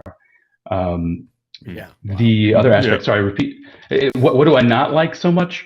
Yeah. What's hard about doing what you do? I mean, like, what's something you're like, man, that's a task that I have to do it, but it's something I would not want to go back to if I didn't have to. Right. So, I mean, as a smaller team, we have to sort of pick and choose what sort of games we cover, what we can cover, what we probably should cover. And I do find myself having to do the duty every once in a while to cover a game that I do not want to play. That is not fun. And I can't just say that it's not fun, because you have to look at it the perspective of, is this my genre? Do maybe I just don't like this genre? Maybe this is a new game style that I'm just too much of a fuddy-duddy old NES player to really get, right? And then having to take it apart in a way that's not only respectful to the developer but also to the reader's time. I find that really laborious. I find that grating sometimes on my nerves, but it's also a labor of love. It's a part that I hate, but I love. I hate to love it and I love to hate it. I am so with you, and I just stopped doing it. I just stopped doing it. It's difficult. I got to the point where I'm like, I can't continue to say I love these games or I think these games are great when I just don't think they are anymore. So I stopped. Right. You know, I was like, It you know makes me what? do it all. Jesus. Yeah. Well, I mean, because you can only say so many times, Scott, and I'm sure you've thought this in your head. That I'm sure there's somebody who likes this game, but it's just not me. Mhm. Well, I can only say that so many times. I mean, we're years into this now. I'm done. Like, if I see a game and I'm like, this game is not appealing in any way whatsoever, I don't want to put caveats on it anymore. Like what you're doing, it is a labor. It's a labor to try and like pretend that, you know, it's not even pretend. I mean, you do want to give due service to these games, but Right. man, Right. if I have to look at another cooking game, I'm gonna puke. Well, let me take it back a little bit. It's not only to, you know, I guess I'm not saying that I'm a cheerleader of the industry. I'm happy to take down a game that deserves to be taken down, if only as a service to our readership to be able to know you should not spend your money on this XYZ. Here's why. Right. You know, it's also that's the way we've always operated. We've never cut slack for games. And you know, we'll get comments on articles saying like, you know, how come you're not being nicer? Don't you want VR to grow? And it's like, I don't think VR is as delicate and as fragile as you think it is. And I think my opinions, you know, probably aren't going to affect the bottom line anyway. So, you know, read it for what it's worth. Yeah, I'm with you. I'm with you. You got to be able to do that, right? You got to be able to say, look, maybe this is a game for someone, but it is definitely not worth spending X amount of dollars on, or whatever the case is. Yeah, no, and I hear that all the time too. People say exactly what you just said was, don't you want VR to grow? And you know, to me, it's just like gardening. It's like pruning a rose bush. You sometimes have to cut away some of these things for other growth to happen. And if that means that you need to cut out some of these bad games, or you need to be honest about what we're playing, even though it may hurt somebody who worked really hard on that game, you have to do it. Otherwise, we can't move forward. Mm-hmm. I haven't thought about it that way. That's a really unique perspective. I just assume as finish it as fast as I can and just move on. That's it. It's like eating something you really don't like. just swallow it and get it down. Plug your nose. Yeah. Exactly. So let me ask you a quick question.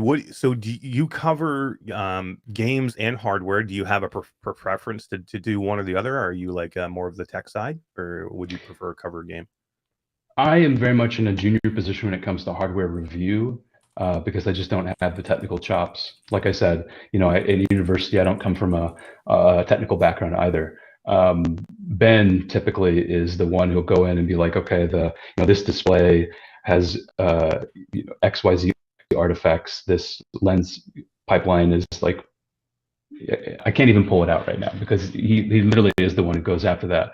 I'm very much in the daily news grind, the VR games grind, and in some of the emerging hardware stuff, but not really as deep and as hard nails as Ben gets to. Yeah.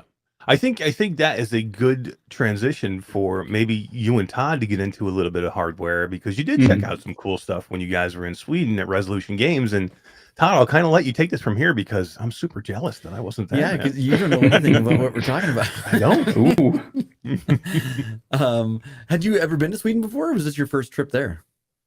I had been there once. Far away, right? Yeah, well, no, I'm not terribly far away, but gosh, you know, you go 30 kilometers here and you feel like you're almost in a different country anyway, because that's just the way Europe is. That's true. But yeah, it's only about like 3 hours flight by air travel. But I'd been there once when I was a kid, when I was still living in the U.S. I just flew over with my dad, but I don't have hardly any memory of it. So right. It was cool. It was my first time being in Europe, let alone in Sweden, and it was so much fun. We got to play and do so many cool things and meet so many neat people. What was your kind of feeling on the event as an entirety? Like the fact that we were brought there to do what we did. And have you been to an event like that before? Yeah. Yeah. So I've been to at least one event in, I guess what you consider like kind of the same. It was at CCP's event. They have this yearly thing for EVE Online they do every year, and it was back when they were still pushing EVE Valkyrie. Oh, wow. I think for around 3 years they hosted VR people there, and it's very similar in feel. It was a lot more people there. This was way more intimate. I think there were 11 of us, 11 journos slash YouTubers. So not the same feel. And I'll say that's actually a really great thing, because it was a lot more respectful of the fact that we were there to do a job and not party, and sort of the things that you might get into in some of these larger red carpet type events, which was initially why we decided we wanted to go, because we knew that, Resolution Games wasn't trying to buy us off, and they actually had a lot of really interesting and cool stuff we wanted to try and write about, which was, pretty refreshing, I would say. I thought it was a great mix too. It was a smart way for them to do a mix of journalists and content creators or media influencers. Mm-hmm. I mean, we're just the same, we're different sides of the same coin. You know what I mean? I feel very much at home behind a text editor. And so this is like the first time I've been on camera in like probably years. But really? You're doing great, by the way. Oh, thank you. Thank you for that. But yeah, no, it was such a cool time, because we got to handle not only a lot of this, emerging equipment like Quest Pro and PSVR 2. I don't want to jump too far ahead. I'm getting the sense that I'm jumping too far. I'm going to let you take the reins there. Well, I'm going to let Todd take the reins here, because this is get in there, Todd. Yeah, get in there, Todd. So from a game's perspective, the Resolution Showcase has already aired. It showed this morning. So we're free to talk about everything we did. We got to play Bait and their new multiplayer experience. We got to play Demio and the new Reign of Madness. We got to play the Barbarian class, which will blow your mind, Eric. It is the coolest class. That's my class, man. That's just I'm a Berserker Barbarian. That's me, man. Oh yeah, he's cool. He's got some neat weapons. We'll talk about that in a second. And then Blaston did a multiplayer and pass-through experience. And Spatial Ops, which was probably the highlight for me. What was your highlight of the event? Which game? Oh no, we're definitely on the same page. Yeah. Spatial Ops for me was one of the coolest, because I'd never been. Okay, you set the tone for it. I want to hear what you have to say about Spatial Ops first. Oh, to be in that kind of a scale, like I'm a huge first-person shooter game player. I've still played Call of Duty to this day. Like I'm huge into first-person shooters. So when VR came out, I'm huge into the VR shooters, Contractors, After the Fall, anything with a gun. I love it. To be able to play with friends is awesome. To be able to play with friends in the same space just blew my mind. For me, it was like the coolest version of laser tag that has ever existed, and you can put me on record for saying that, because it was really, really convincing too. It was one thing that I noticed that. Okay, just to set it up for the audience, we're running around this. What is it, like a 10 meter by 10 meter like space, it was right? like a convention space. Then we moved all the furniture and tables and couches out of the way, so it was just one giant open room. Yeah. So one big open room, and we have all of these crates that we're hiding behind. You've probably seen it in the promo footage, and playing, because we played it both in Quest 2 and we played it in Quest Pro. Playing it in Quest 2, had this benefit over playing Quest Pro, because at least perceived benefit, because there was the monochrome pass-through, because we're playing in mixed reality, right? So you're hiding behind these ostensibly fake crates and barrels, and once the match is over, you've had your fun, take off the headset, and because you've spent so much time running around this large space with crates and barrels and running around friends and trying to get through, that you've created this mental map of the entire place. And when you take off the headset, you just have to think for a second. You're like, holy crap. First of all, this space is a lot smaller than I thought it was. Yeah. Where did it all go?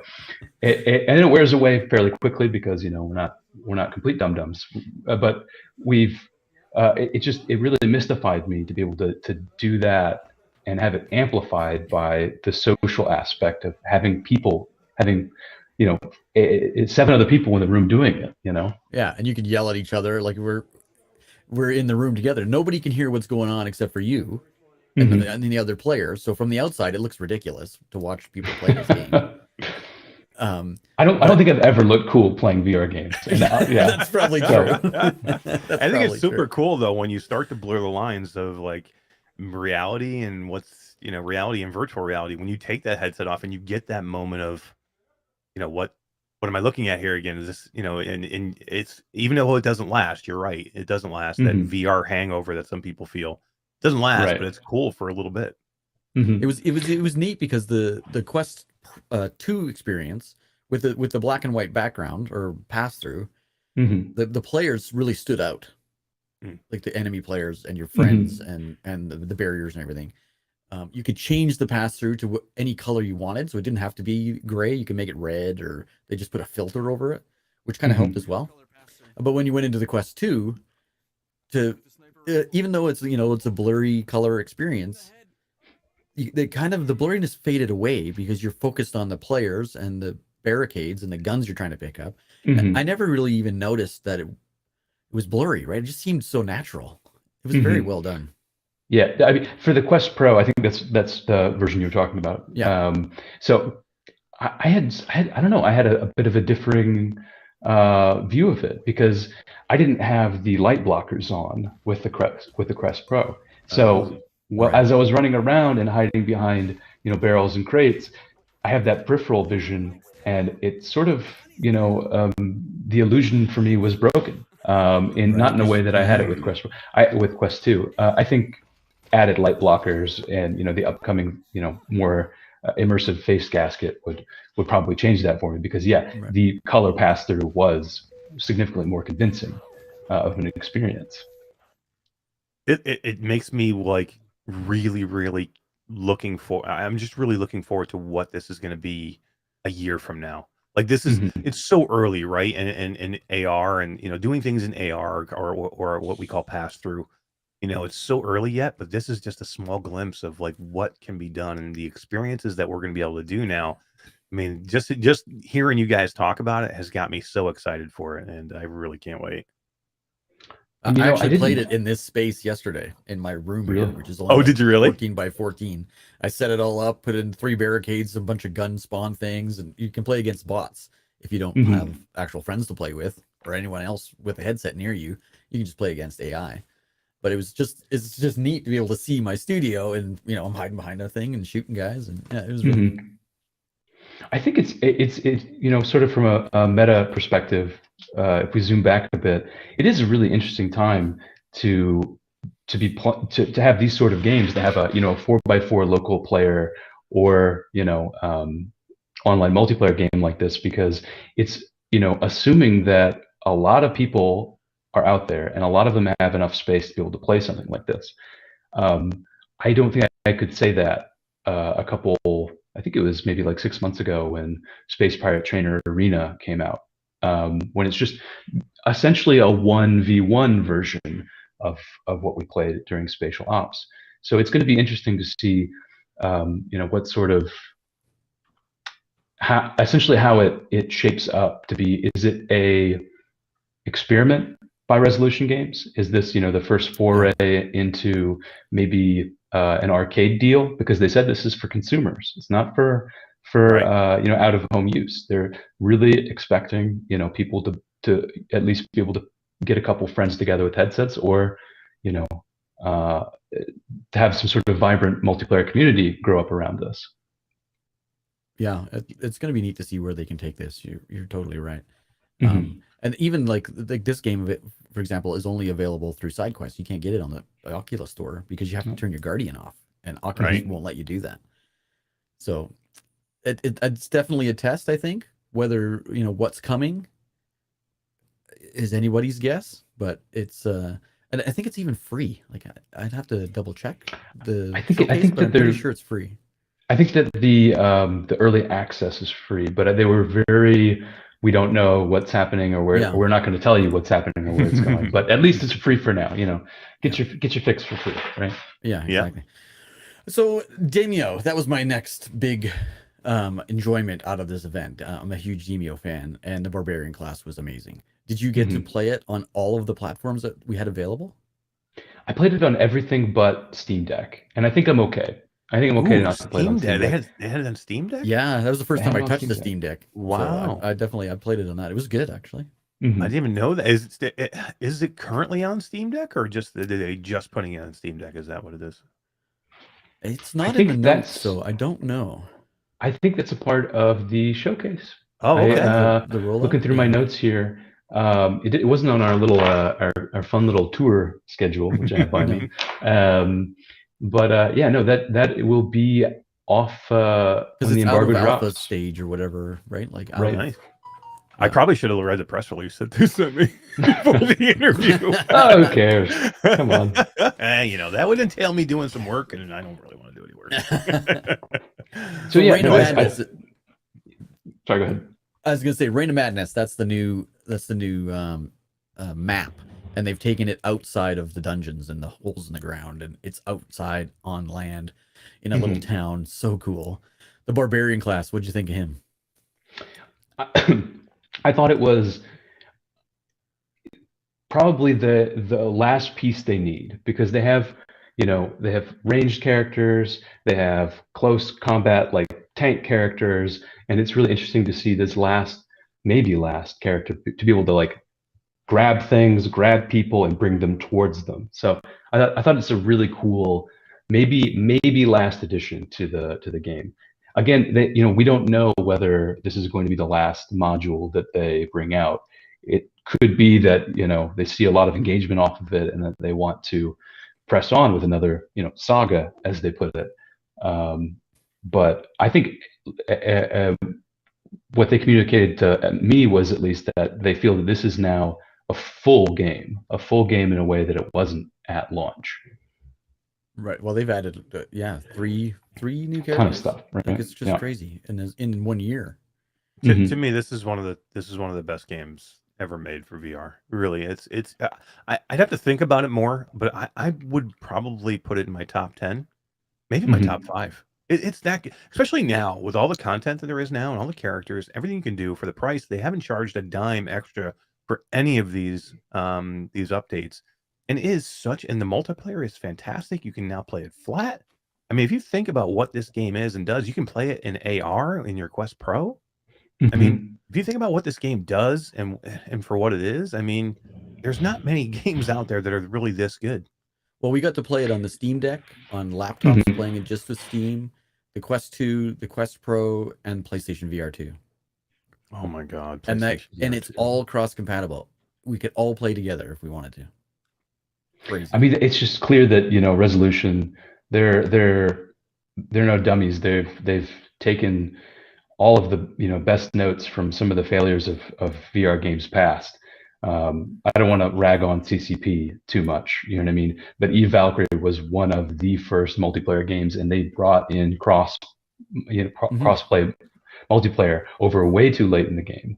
Right. And so they know, to create a vibrant multiplayer community that you can just pop in, pick up a game, and get out. There's a lot behind that, and so them being able to launch on all of those systems and make it work and have the layers of complexity not compound to the point that it breaks when they have these legitimately, large updates, when they bring out these DLC packs. That's impressive. There's a lot going on with that. Now that you mention it, I didn't hear one of us say that there was a game crash or that it broke or that it Wow. Even there playing the early access version of that download content, it was perfect. Like we never had any hiccups or anything. That's really good. I think in terms of a VR game, because it is so much a board game, you're picking up pieces and you're putting them down, and everything else that happens isn't essentially a VR interaction. They can get away with a lot of stuff. They can, put in a lot of really high quality textures. They can, they're not stressing the CPU out to such a crazy amount because they have so many things going on outside of a dice throw and, the movement of a piece. So there was one cool, we got to meet, I can't remember his name off the top of my head, but the guy that did all the music and audio, I can't remember his name, but he's super nice guy, super cool. His studio is just amazing. And I think, yeah. And, no, I was see it's on the tip of your tongue too. Linus. Linus, I think his name was. Oh, that might have been it. Yeah, that might have been it. Yeah, But something really you Swedish. talked about spatial audio within Demio. So you can, if you're scrolled out like way far, you can't really hear what's going on. There's ambient noise and stuff in the background for everybody to listen to. But if you zoom right into the table and like pass a like a torch or something, you'll actually hear that audio pass you. Oh wow! Which I had never experienced yet. So that's kind of neat. More little intricate details that you don't really think about, but you sure appreciate when you're playing it. You know, and that I think it really speaks to the fact that they have so many people working at that studio now. There's something like around 200 people working there. Yeah, you know, they have the 210 people. You know, with one guy who's just focused on audio and writing the scores for these things. You know, the score of Demio is just magnificent. You know, yeah, something that you can only get when you have literally that many brains working on it at the same time. Yeah, I mean, their studio has just come a long ways, and I'm super excited for the for the event that that everybody had already just actually now has already seen, and I'm hoping that is something that we see more of these game companies doing their own shows. I think it's as long as they have enough to show. That's the only thing. You don't want to have a whole event and show 2 games. You know, if you have enough content to show, I'm looking forward to more doing this, and I hope it went over well. I hope everybody enjoyed it. Yeah, exactly. Yeah, I think so. Scott, let's start to wrap this up a little bit. I want to throw some rapid fire questions at you for the end here. You ready? Yep, ready. Let's do it. All right. Tell us your most exciting moment in VR that has come in VR in 2022. What were you most excited about? The most excited. Here, I'll serve that up to you in a long and boring sentence. No.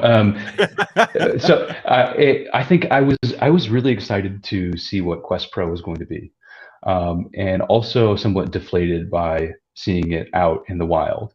Not because it isn't a great headset with powerful guts on the inside and interesting MR capabilities, but because it sort of brought me back to the DK1, DK2 days in a way that I don't think that Meta really communicated that's what we were supposed to feel.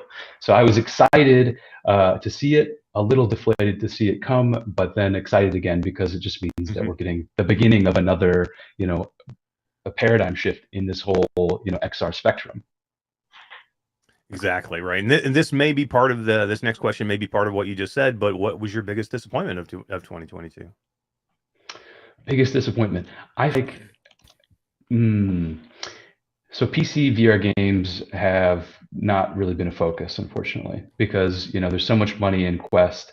PSVR is on its way out, and so we haven't really seen the caliber and the quantity of games that I wish we could have seen this year, which is going to make our Game of the Year. We put on a Game of the Year every year at RoadtoVR. It's made it more difficult because there are a great select few games that have been really, really worth it. I'm not saying there aren't great games out there right now, but just the overall quantity of them has just been a little bit lower than I had expected. Completely agree with you. Yeah, we feel your pain on that. Yeah. All right, let me ask you this: what are you looking forward to the most in this coming year, 2023? Oh man, if we could get a Quest 3, if we get some interesting, or some of those, sadly it's Bradley patented, CAD drawings and stuff like that would really get me feeling pretty jazzy, because that would be a significant step for Meta. I hate to talk about Meta all the time, bless Pico, bless him for being a part of the game right now, all their misgivings or whatever, right? But Meta is the people to beat, and if they keep pushing it forward, cool. That leads me to never talk about Apple until Apple put something 100% to paper, or we shouldn't even talk about Apple. Quest 3 could conceivably happen in 2013, so I'm excited for that. Yeah, it feels like we've been talking about Apple for 5 years. Like I can't even hear it anymore. I'm tired of it. Yeah. It's like we're always talking about Apple's around the corner, and then that corner never materializes. And it may not for 3 years, 4 years. It's Apple time and it's Apple philosophy. So, what are you gonna do? Exactly. Yep, exactly. But when it does come, I'm sure it'll be amazing. It'll be fantastic, and everybody will buy tons of it, even though it's no good. Yeah, just 'cause Even it's if it's overpriced and no good. So finally, I'll ask two things. What's next for Scott Hayden, and what's next for Road to VR? Scott Hayden and RoadtoVR are not inextricably linked, but I do like to feel that way because this has been, what brought me into VR. It's what brought me into journalism. It gave me, such an incredible hold to just work and be a part of this community and do it in a way where I'm constantly engaged. That's what I love about my job, is I'm constantly engaged in interesting things made by interesting people, far more interesting than myself. So, there's absolutely no shortage of fun things to write about and to experience and to do, which is a part of, what I like to call VR is just, the infinite novelty machine. We that's a good way to being growing around the infinite novelty machine, we will never be bored. So I love that about it. Road to VR, it is steadfast and working, and so am I. And I'm happy. I'm just as happy as can be.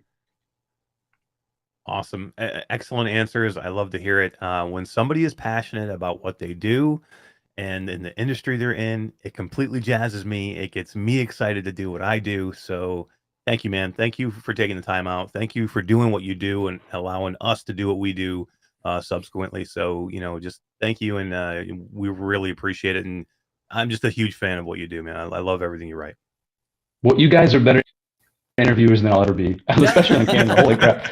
Like I had to walk into the interview with Tommy Palm and the CEO of Resolution Games. And I was like, Ooh, yeah. I haven't talked to anybody for like 2 years, man. This is rough. So thank Jesus I wrote down all my, my notes beforehand. But man, you guys are great. So completely hats off. Appreciate it. You're doing a great job. Awesome, man. Thanks. Hope to see you soon at some upcoming shows. It would be nice to meet in person finally. Everybody, that is Scott Hayden, Road to VR. Scott, thank you very much. Todd, we'll send it back to future Eric and Todd. Sounds good. Let's go.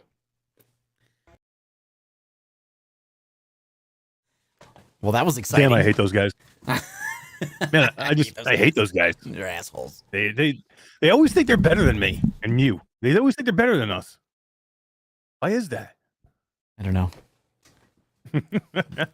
They're stuck in the past. Oh man, dude, that was such a good interview. I had so much fun doing that with Scott, and you had met him, in Sweden, but I mean, I had never met him before. We've communicated a couple of times, but we've never met before. And all these shows and everything I've gone to, he just has never, and because of COVID and because of where he is in Italy, we just haven't crossed paths at all. So it was a lot of fun just getting to know him and getting an idea of how he works in the process. I thought I would have swore he was a journalist major. You know what I mean? The way totally. He writes. He's a history major.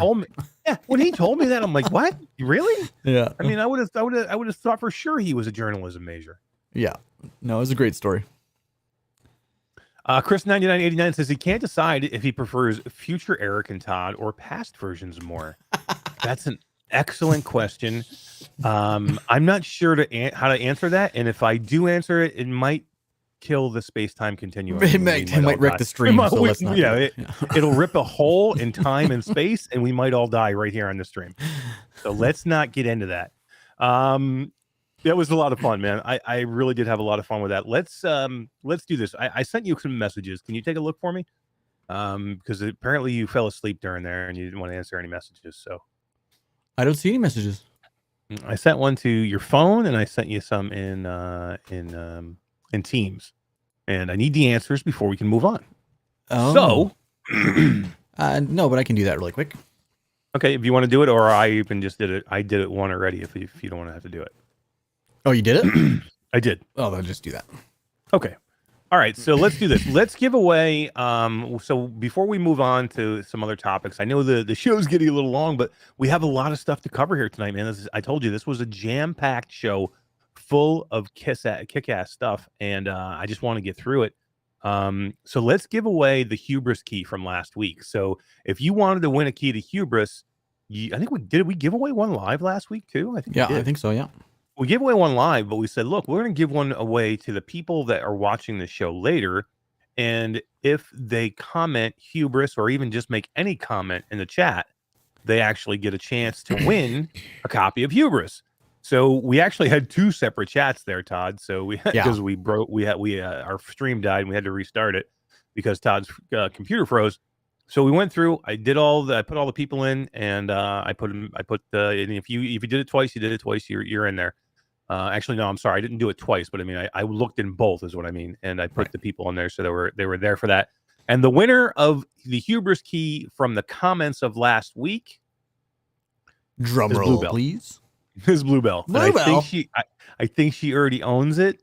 So Bluebell, if you would like to gift it to somebody else, or you can let me, or if you want, so it's yours. If you want to get it, and if you do have it, and you don't want another copy, we can we can re-roll it here in chat. Or if you have somebody in mind you want to gift it, you could do that too. So just let us know how you want to do that. But I think Bluebell said that they were playing it already and they really. I know they played the demo. I don't think they played the. Okay. So she's played the demo and not. I can't remember. Okay, that makes sense. Okay, all right. I know she's either in way, chat, so she'll say something. Yeah. Either way, that's the Bluebell was the winner. Thank you for commenting on the video afterwards. Thank you guys for the thumbs up. We got 37 thumbs up on the video. I really appreciate it, man. Thank you for everybody hanging out, man. We've had almost 60 people, we've had over 60 plus people on all the different platforms at one time or another. So 66, appreciate everybody hanging out so far. So, dude, I love that guy. I am a huge fan of Scott Hayden. He's such a nice guy. We hung out every night afterwards, and yeah, he was awesome. He was on my team there in the Spatial Ops videos. It was me, him, and Gabriel. I think Moss was the other guy. Those videos look so much fun, and you really, because he was talking, we had to keep the volume down. Yeah, underneath that. But that's why. So I'm going to put it all together. Put it all together because you can hear in your video, you can hear Mike VR Oasis giggling like a little kid. You know, throughout that whole thing, and you can hear GT, and you can hear me laughing and Mike chasing me, screaming at me. Yeah, V Bunny and Hambone. Yeah, because tell everybody what happened at one point. Because I think it's in Mike's video too. At one point, something happened and you become invincible. You can't die or something, right? Yeah. At one point during the match, that it was me, Henry Stockdale, and Scott against Mike, GT, and V Bunny. I think that was the teams. Nice. And we only did 3-on-3 just because the space wasn't big enough for 4-on-4, but you can't play 4-on-4. So at one point in the middle of the match, we're playing just team deathmatch. I got disconnected. So I had to back out and come back in, join the game again. And when I joined back into the game, I was invincible. I don't know. It was a glitch because I came back in midway through. You know, they took my headset and they had logs and they were looking at things to fix it. But because of that, I couldn't get killed. I couldn't even get hurt. So I was just running around, dropping grenades on their spawn. GT was screaming at me, Todd's cheating, Todd's cheating. Hell yeah, man. It was so much fun. Love it. Yeah, I can't wait to put it all together. So I'll do that. Yeah, that'll be a lot of fun. So. We are going to have one other video that we are putting together that we're going to have for our New Year's edition of Q2C VR Gamer, which we're going to do right before we head to CES. And that is going to be the rant video. So I am putting together a little compilation video to celebrate the first of the year. People have been asking me for it for almost a whole year now, and I wasn't sure if I wanted to do it because I didn't always want to lean into this thing with these rants. Love it. I didn't at first. I didn't. Literally, I had conversations with my wife. She's like, "You need to dial it back, bro." And I'm like, "Do I dial it back or do I be real? Do I be me?" And she's like, well, "Okay, be you." So that's what happened. But so I am going to put that together. People have been asking me for it. I keep getting messages. When are you going to put this together? So I've started working on it. I've gotten the first few videos. I'll cut it down. I'll make it nice and short so it's not too long. There's a lot of them though, guys. There's a lot of them. So, but it's going to be funny.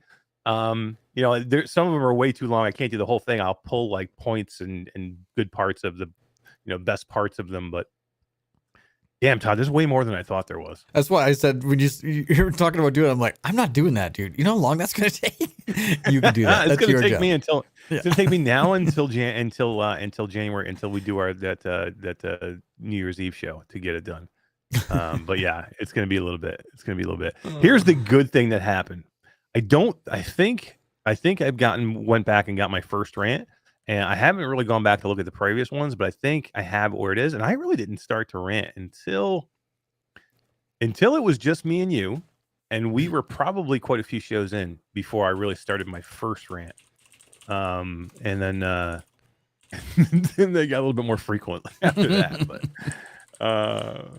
can we get an Eric rant about Eric's rant?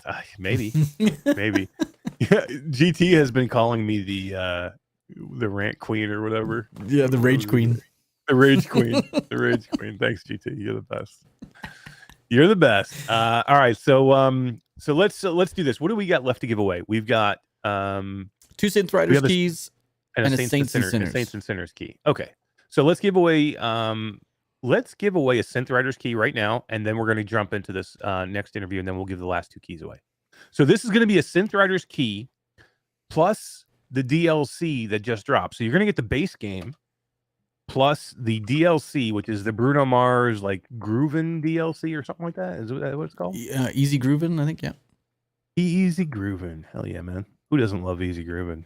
Really? Right. I mean, these days. So yeah, the DLC plus the base game. Should we split this apart? I don't want to split it apart, right? So like if somebody already owns the game, I don't want to give them just the DLC. Or could we? I don't know. They're separate keys. We could do that. You're saying if the winner already owns Synth Riders? Yeah, so if the winner is like, oh, you know what? I already own Synth Riders, but I don't have the DLC. Can I have the DLC key? I say we give them both the game, and they can give it to somebody for Christmas. I like that too. Like and then they can decide if they want to keep the DLC and then just give the base game away to somebody else. Exactly. That's it. And you know what? The other way is too much work on us. Exactly. And I don't want to work that hard. We've already been doing this for 2 hours, and we've already. I mean, you guys see all these interviews. We're working our asses off. You know what I mean? It's a lot of work, yo. Yeah, seriously. And then we do all these videos and these interviews, and then it's prep work before the interviews, and then you got all the editing work after the interviews. Stuff doesn't get done on its own. That's why we appreciate those super chats. That's why we appreciate the Patreon. Helps us out a little bit. We have 17 amazing patrons. We would like to have more. I'm just going to say it up front. We need more patrons, guys. So if you could donate and become a patron, we would really, really appreciate it. We have 17 amazing patrons that we like to hang out with, and we try and do some special things for. We want like 30 patrons, or at least let's get to 20 at least. So anybody come join us. You have a special Patreon channel in our Discord.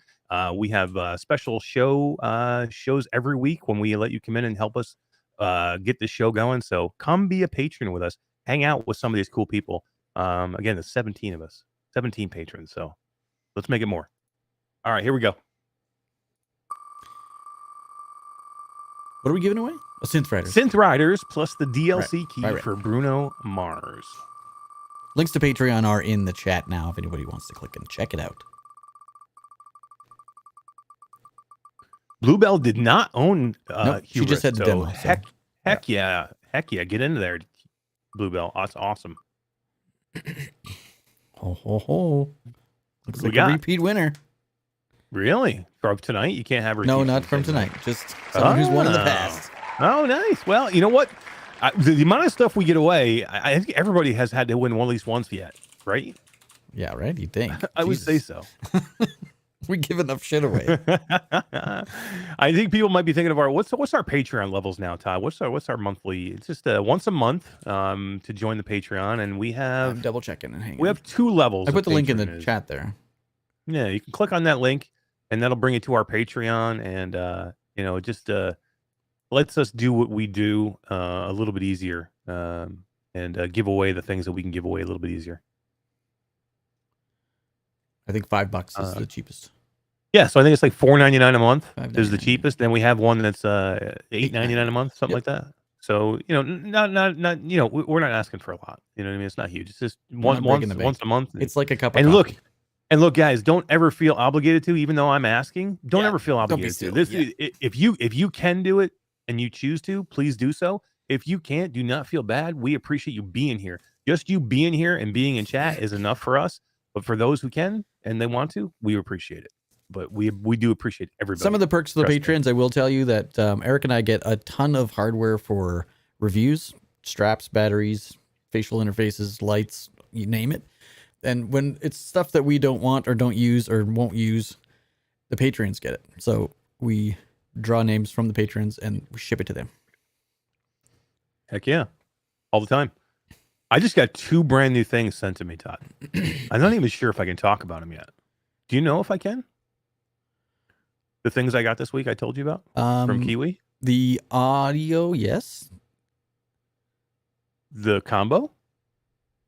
Oh, no, not that one. Oh, that, yeah. You know what? Screw it. I don't even care because they're taking their sweet ass time giving out the prizes to people that they haven't sent those out yet.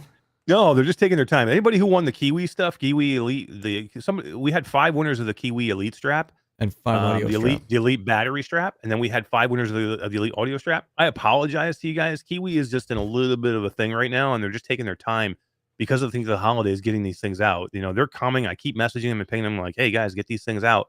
I appreciate everybody's patience. I apologize. It is out of my control. I have to wait on Kiwi. I don't have these. They don't send them to us first. Yeah, Kiwi send these directly. But what they did just send me, and I'm going to talk about it right now. They did just send me the combo unit. So what I said was, wow, the audio strap is great. It's a great audio strap. Oh, right. And I'm like, oh, then I put this other thing on and go, oh, the battery strap is great. Man, it would be nice if you guys put these together and make one that does both strap that has the audio and battery in it. And then boom, what do I get this week? I get the Kiwi Elite audio battery strap on my doorstep. I get 2 of them, by the way. And I think I'm going to give one away to the patrons probably right before Christmas. We're going to give a few things before Christmas. So we'll do a nice little Christmas thing for the patrons. So you guys might want to start showing up to some of these show Tuesday night meetings. Yeah, Tuesday night pre-shows. Try and show up to some of these because I mean we're going to give some away to every one of the patrons whether you show up or not. But we're going to do some stuff for just from people that come to the Tuesday night thing as well. But yeah, it's cool. We get a lot of stuff, and I just can't. What am I going to do with another head strap? I have so many head straps right? Already. I mean, I end up trying to give them to as many people as I can, or we'll send them away to here. But we do definitely try and do some special stuff for the patrons, and we'll continue to do that. So anyway, all right, let's do this, Todd. Did we give the Synth Riders thing away? We got that right. That's done. Bright Cub, yeah. Cool. All right, that's good. Let's jump into this next thing because this was again. I love Scott Hayden. We talked about that already. I'm a big fan of Scott Hayden. I'm a big fan of Ives from Cyborn. That was a lot of fun doing that interview. This interview right now that we're going to show you, and this is another quick hitter. It's not going to be super long, but this interview was probably my favorite. It might be the favorite from the year. We had Jerry Ellsworth this year. Oh yeah, right. No, never mind. Sorry, sorry, boys. if you go back to who we've interviewed this year, and we should do that too. I'm just going to make a list. At the end of the year, we'll make a list of the people that we've interviewed this year, and some of the amazing people that we've had. Damn, it's good, but this was a lot of fun. This one you're going to have fun with. These guys are super fun, and they've actually invited us to go to England and come check the studio out, Todd, which we need to talk about soon. So yeah. All right, guys, let's jump into this. Is Soul Assembly, the makers of the new game coming, The Cabin, Drop Dead Dual Strike, which is a game we've all know, and Warhammer Battle Sisters. This is Soul Assembly. Here we go. Todd, play that funky music, white boy. Let's go. I gotta drink some coffee. Let's go. Turn your mic off, Jesus. All right, thank you to future Eric and Todd for passing it over to us. We are way better looking than those 2 idiots, Todd. I'm telling you right now, way better looking. Joining us today from Soul Assembly, and as you can see from Drop Dead the Cabin territory, is Jim Norris, lead game designer for Drop Dead the Cabin, and Gareth, who is the lead artist for Drop Dead the Cabin. How's it going, fellas? How you doing today? Yeah, real good. Thanks for having us. It's an honor and a pleasure. Heck yeah, we really appreciate you guys being here. I mean, this is we are pre-recording this for for airing live, but yeah, I mean it's like 3 p.m. on a Friday for you fellas, and you get to hang out, crack a little drink, a little adult beverage, and hang out and talk a little VR with us. Exactly. Nothing I love more than bullshitting about games and drinking alcohol. So this is a nice change of pace. Right? Yeah. Hell yeah, Todd, that's a great idea. We should start getting shit faced on the show That's every a night, great like every idea. time we do the show. I mean, we do it at 9 p.m. on Thursdays. I mean, that's completely drinking time. We should just start doing that. Whiskey season. Yeah. Can we join you? Yeah. Then? Can we come We'll come along. Hell yeah! That'll be fun. I bet you we get a way lot more guests, and we'd have a way more different conversation if we did that. Right. 100%. Yeah. Oh my god. But yeah, we are here today to talk. We're going to talk Soul Assembly, and we're going to talk some Drop Dead, the cabin. But before we do that, Gareth, why don't you start? Tell us a little bit about yourself, about your role with Soul Assembly and Drop Dead, the cabin. Yeah, sure. So, as you said, I'm lead artist. So, I was brought in to try and take what the guys previously who come up with Drop Dead, take their artwork and develop it a little bit more, push it a little bit, I guess, more horror, which was fun to do. I instantly took it way too horrific because I'm loving horror games on VR. So I took it way too dark, way too quickly, and was kind of reined back in by the creative director, James Horn. Thanks, James, because I went into a dark place big time. But there's a kind of a goofy sort of thread that goes on with the Drop Dead's game franchise. So bringing that goofy stuff back in, adding a bit more fun into it again, that was good fun doing that stuff. But obviously it's set in a cabin. We're hitting the same old 80s tropes that we would have seen in old horror movies, which is where we take a lot of our inspiration from. But it's that sort of creep and that atmospheric dark vibe we're trying to seep into our bones when we're playing this game. So it's been really good fun. It's been mega fun coming up with the creatures that are in there, our new creatures who are based in the forest itself, and taking the old Drop Dead zombie theme and sort of adding them together, mashing them up somewhat. Yeah, it's super interesting. I mean, when we're talking, art design, and you do create the atmosphere, the characters, and that's a big part of it. I mean, the different, this is a zombie game, down to the core. So you don't want to have just one zombie, right? You want to have some variety. So there's a lot that has to go into these things. Yeah, that's it exactly. And it's there's so many zombie games out there as well. It's like, trying to reinvent the wheel, trying to get back to it again. This time, however, like I say, we had these influences from the old 80s horror movies and stuff. And I'm a little bit obsessed about Guillermo del Toro's work, so Pan's Labyrinth and stuff like that. So trying to sort of grab some of that and thread it through the zombie story, I guess, using the forest and sort of magic ley lines and whatnot to sort of give us something else, a little bit more of a different visual hook to play with these zombies, which then sort of took us off into these grim fairy tales that you might find, in the Germanic stories in the 1700s. And we're like, oh, this is cool. There's so much, wealth of visual wealth that you could sort of come up with there. So we're, out with the sketchbooks, sketching like crazy. This is crazy. And then it kind of explains why I went down such a dark path so quickly, because, it's terrifying, really, is where your imagination goes under those conditions. Yeah, I love it. I love it. It's so good. I can't wait for people to see it, because me and Todd have had a little taste of it, just a small taste of it so far. Like, if you got reined in, like, cool. I don't know what it looked like before, but let's introduce Jim Norris. Jim, was it your job to rein Gareth in on this a little bit as lead game designer? No. So I think me and Gareth have worked together for a really, really long time, and so sometimes his art will inform some design decisions, and sometimes design decisions will help inform the art. So yeah, sorry. Back to the intro. I'm Jim Norris, lead game designer. Nice to meet everybody. Gareth talked for a long time, and now he's got me riled up. So we're going to get going. It's my turn, damn it. Yeah.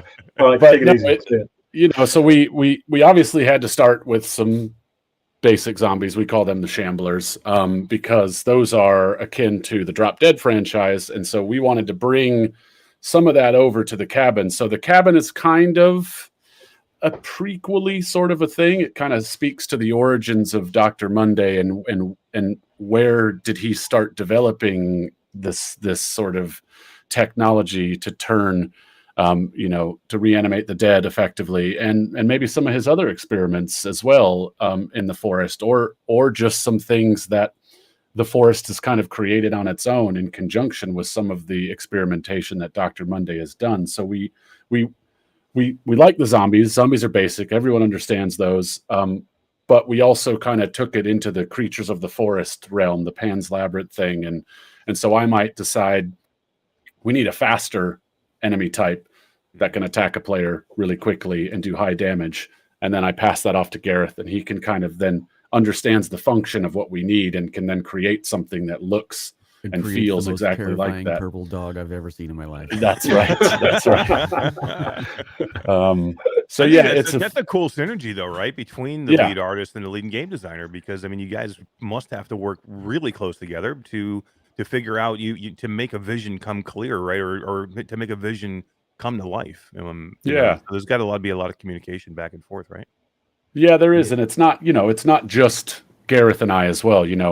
Everybody at the studio can have an idea that turns into something that makes it into the game. And even the tech can sometimes inform decisions that we have to make, and not just in a limiting factor as well. The lead coder or a tech artist might come to us and say, hey, I've got this really cool fog sort of system that I've put together. How can you guys use this? And then the level designer gets some ideas and can start to reshape the terrain to better encapsulate this really cool sort of encroaching fog that we've got in the game as well. So yeah, it's a big hodgepodge of everyone's ideas. I just get fired if it's bad, and so does Gareth. So we kind of have to be with you, pal. That a little bit. Yeah.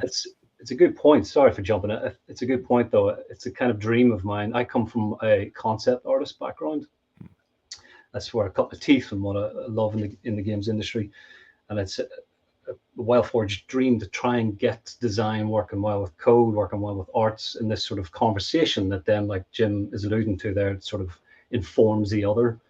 And the more you do that, I think the better game or better product that you're going to get in the end, especially when it comes to real imaginative sort of thinking outside the box stuff, because there's no way one certain team or a bunch of artists are all going to get this visual 100% right, and like Jim says, a tech art guy goes, check this out, and you're like, holy shit, get that in, and then informs a whole game design area where you might want to play with the fog a little bit more and give a bit more of that creep, that sort of atmosphere that we're looking for. Plus it gives you exceptional gameplay where you get these jump scares coming out of the fog, and yeah, it's super important. I love the dynamic with teams, especially like solo assemblies. Like what would you be considered now, like a mid indie, size wise? I don't know. I guess we're about, the cabin team was maybe 30 people primarily. I would say ish. So, and some of those people are also team. And that's not all of Soul Assembly.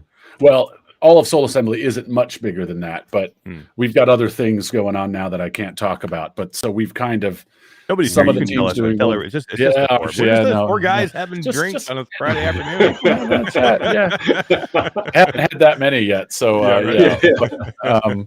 but yeah, it's some people come and go and work on different projects. We have some people on multiple projects, but it is, I guess, mid indie. We're a strange startup in that we kind of branched off from an existing studio and took some IP with us, and we're going to continue to update those games as well. So it's really sort of family style at our place, but it's certainly the smallest team I've ever worked on, but I love it because I can know everybody on a very personal level, and everybody knows that they can come to anybody with an idea, and we'll consider it, we'll plan it out if necessary, and we'll try things out. Like everyone there loves the horror genre. Everybody, lots of them have worked on Drop Dead. So this is, it's been a long time coming to make this the sort of next evolution of what Drop Dead was. So, yeah, maybe mid-core. I don't know. Yeah. I don't really know what the numbers are. I find these sides teams to be fascinating. I really do, because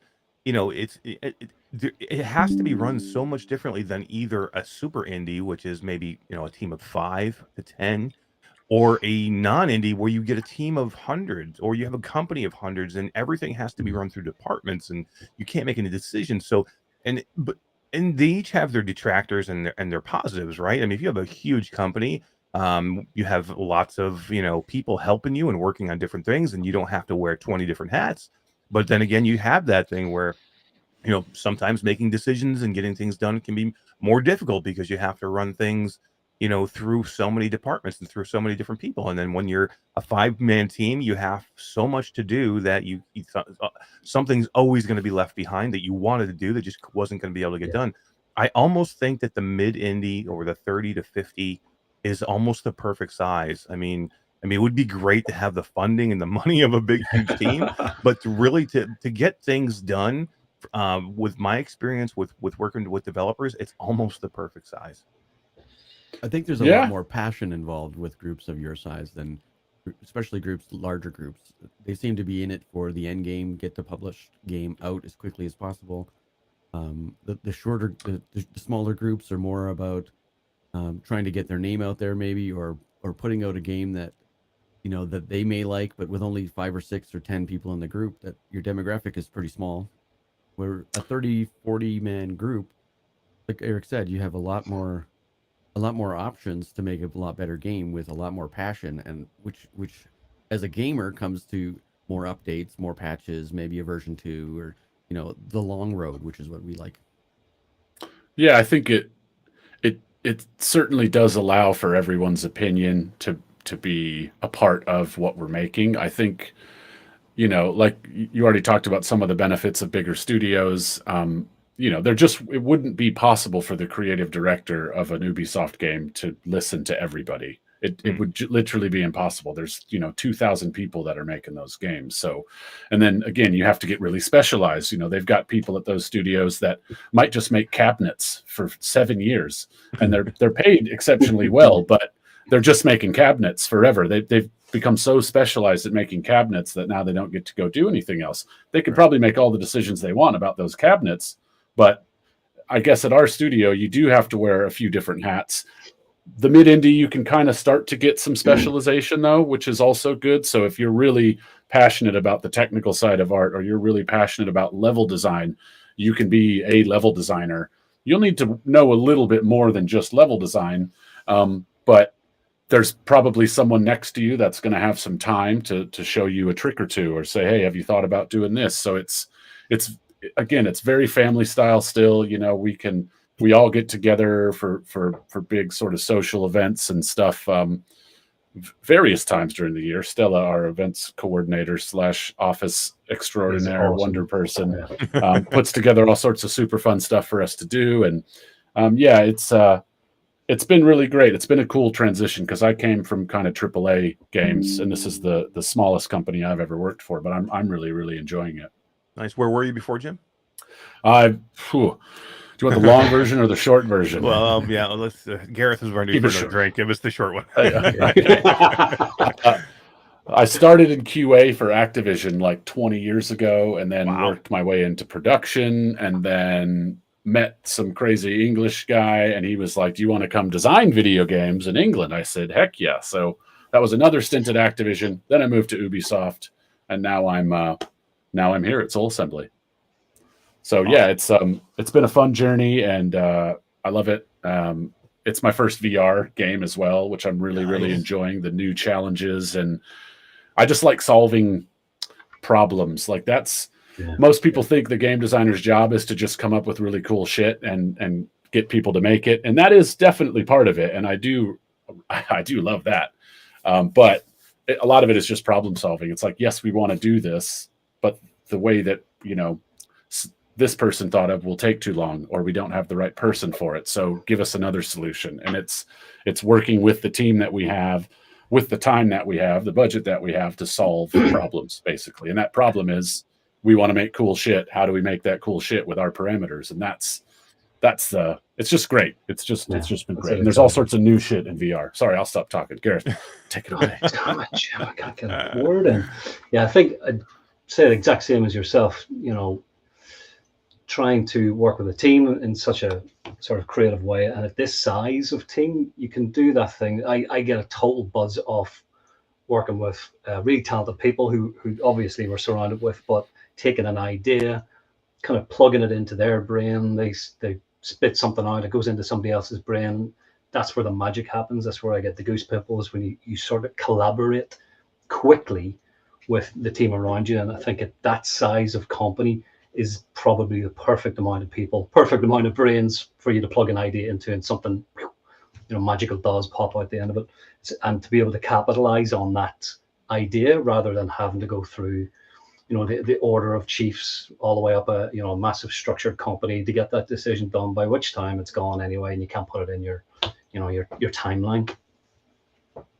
Yeah, I mean, I love this. I love the dynamic here, and it's so interesting to hear exactly. I love when I can bring these things to people to show them how video games are made. It's not just you getting down, putting that VR headset and playing. There's so much that goes into seeing it. So I love being able to talk about that stuff. So thanks for the little bit of insight there. We appreciate it. So you guys are kind of a little bit newer to Soul Assembly. So you didn't get a chance to say work on the original Drop Dead game. The original game that had come out, and then the Drop Dead Dual Strike edition that had come for the Quest version. But let me ask you a serious question before we move into that. Yeah. Does Soul Assembly have the best beards in the VR industry? Is that Gareth has the best beard in the gaming industry? I'm pretty sure. There's a few good beards. Yeah. Oh, there is a few beards. I was wondering how many other people have beards. We're in places we've both worked together in the past. It's been quite hairy, if I'm honest. There's been a lot of beardage going on. I don't know what that's about. People see you, Gareth, and they're like, "Oh man, I want to grow a beard," and then they grow it, and it only grows to here, and then it's like, "Oh well, I guess." Oh, I didn't even see the braid to the bottom. That's perfect. It's ridiculous. It gets nuts. I do want to cut it off someday, but the kids won't let me. No, I won't let you. No.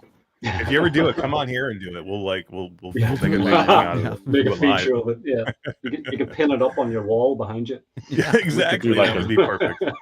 Do a special effect charity event for it or something. I'm sure. Absolutely. That's not a bad shot. That. Yeah, there's a few beards, but they're shorter. They're shorter beards. I think Gareth's got everyone beat with beards all the time, so no one even tries. Complete beard envy. Yeah. Awesome. Let's talk a little Drop Dead Dual Strike, because that was such an amazing game, an iconic game, one of the OGs, from the Quest. I think it was actually even a Go game at one time. Was Drop Dead a Go game? Oh, it was on. Yes, I think it was, and there was one before that as well that was on the Vive. Or not the Vive. The Gear. It was the Gear. I think it was on the Gear VR. Yep. Again, I didn't work on that, so the historical bits I may be a bit wrong on, but we can provide you guys with info. But yeah, it's a great game. We wanted to try and capture some of what it provides, while also kind of taking the franchise into this sort of new space that I'm seeing in VR, where people are getting a little bit more comfortable with movement, and they're getting a little bit more comfortable with just moving around a 3D space instead of being on rails. And I think Drop Dead delivered a very, very good on rails experience. We're kind of smashing that out a little bit now, and you've got free movement, snap turning / free turning if you want free turning. So it'll be interesting to see how people react to it. Now, there's still some portions of our experience are kind of harken back to the Drop Dead. So you start in the cabin, you got to work your way out of the cabin, then you expand into the greater cabin area. It's a little free movement. Then you get into the focal, well, what are we calling them in the release game? I don't even know. We call them focal points in the office, so I'll say that. But you go down these paths, and the paths are a bit more like Drop Dead, but with free movement. So you're kind of pushing forward and popping headshots on the way, and then you get into another larger zone where there's objectives to achieve as well. So it's like Drop Dead, but just taking it a little bit further. And then once the game releases, one thing that Soul Assembly has done really well already in the past is listen to the community. We've got a really big Discord, which we'll put the link right down here, hopefully, in post. 100%. As Todd makes a note to make sure that we put the link that night. Look at that. He had it ready. Oh. Man, and it's like 7 a.m. for him. Yeah, he is on it. No coffee, feeling under the weather, no problem. Hey Todd, you just made up for all the audio issues we had last night. That I know, you right? My completely goodness. foobarred my mic last night. I was on so many drugs during the show. Eric sounded like a chicken for an hour. Oh my god, it was terrible. But yeah, I was a huge fan of Drop Dead Dual Strike. Todd, were you've played Drop Dead Dual Strike or the original Drop Dead, right? I mean, this was the original Drop Dead was only a single, I think it was single gun, right? And then they made Dual Strike, which gave you the ability to dual wield. Twice as much fun, they said, yeah. And it was really good because it was a fun shooter. It was early VR, so it was a good way to get people in with people who had motion sickness or trying to get into build up their VR legs. It was a good way to do that because you were rooted to one spot, but you still had to move around. It was still scary because these zombies came at you really fast and were throwing things at you, and and the story was good too. It was a really neat story. So you had some things going on there. Is this a continuation of Drop Dead, or is it just in name, like story wise? Yeah, Drop Dead the cabin. So is it? I'm pointing to Gareth. No, I'm trying to point. Oh, okay. Gareth. I thought you were pointing to the side, like, "Hey, dummy, it says Drop Dead on the side." No name, dummy. Yeah. So it's kind of a bit of a strange one because it's obviously set in the 80s. Is it a prequel? Is that the word I'm looking for? Mm-hmm. Where Dr. Monday's cabin, this is where he took all his experiments back to whilst, in the future, he was doing the rest of his work. This is where he tinkered with stuff. So it's kind of like a bit of a time capsule. We're locked in the cabin. Am I getting this right now, Jim? Because Jim and I think so. Debate over this particular part of the story. So fast forward to today, you're a hiker. You've found yourself in this space, in the woods, obviously. So it's kind of a little bit of a snapshot into Dr. Monday's brain. Really, this is the heart of the story in the background. So it's slightly detached from that storyline you had in Dual Strike. I'm feeling a lot of pressure because it's a lot of pressure from the guys who made it. Because we got James and Pete, some of the original guys who made Drop Dead. They'll be watching this, making sure that we are doing. What the hell, Gareth? That's not it at all. They'll be taking notes, Gareth. They'll be taking notes. Hey, just tell them. Hey, they should have been here if they wanted to be represented. They should have been here. Well, there you go. Exactly. Just tell them right now. The cabin is way better than Dual Strike. Like way better. This is going to be the ultimate. Yeah. But I think the pressure is it's their baby, and they've kind of given it to us, and we've wrapped it up in a new thing, and like I say, slightly moved it off to the right hand side here. But where was it going with that? Adding free movement to it was definitely smart, I think. It was time. I'm not a major Rails fan, kind of game fan, but. It feels very natural to be able to move around in the cabin and in the forest and in all the little buildings and outcroppings, things you have to do to find weapons and stuff. Yeah, it feels very natural and terrifying at the same time. That's cool. Actually, at the start, we did have it way more open plan, and you could just disappear into the forest, and it got darker and darker and darker, and then you're fucked. You're way out there. But that sort of took away from the purpose of the game, and you could find yourself just wandering around the woods. Lost, kind of listening to strange noises, freaking the fuck out. So it was definitely we had to tailor it and bring it back in again, and give a sense of purpose to the player. Now you were saying like 80s. I'm sorry, Jim. I didn't interrupt. You were saying like a throwback to the 80s. So was this was this taken like from what am I thinking? Evil Dead type of thing, like it, because that was a cabin, right? Evil Dead took place in a single cabin. There's so many in that genre that are all cabin in the woods. The teenagers find themselves there and suddenly obviously Evil Dead game has come out as we were developing and whatnot, so we're like, oh, okay, so we already had a lot of stuff from the Dr. Monday wrapper that we could use to sort of push ourselves a little bit further. Took some cues from Amityville horror, some color tones. So I'm not going to talk about arty-farty stuff, but it's like the color tones that you find in there, and sort of that eerie mist again. We're going to bring a lot more of that back in, and that's sort of part of the gameplay, I guess. But also, Dr. Monday is such an eccentric fucker that we had so many things that we could sort of draw from that storyline. So inside the cabin, it's his eclectic mix of artwork and different types of furniture from all decades and whatnot. I did find out, however, that he's about 100 years old, and he has some sort of serum that keeps him young, and he's, this is part of his inventionary stuff. But again, all through that, because we have this opportunity to play with the eccentricities and weird stuff that you'd find around this cabin, we're leaving in lots of little Easter eggs and little clues to potential further levels for the next stuff that we start doing. So Perfect. Look up, look down, look all around. There's stuff everywhere. There's so many ideas. Again, going back to the small studio size, everyone's got these really epic ideas, and we don't want to forget them. So we're almost noting them in the game, if that makes sense. Yeah. And I think there is a lot more to be told about Dr. Monday, and where did he get all of these ideas? How did he first start doing some of these experiments? Where does his youth serum come from? I didn't even know about that, but that sounds like something we could run with. But so all of the different areas that you can go to around the cabin, you'll start to see things, stone circles with strange energy, these weird crystals.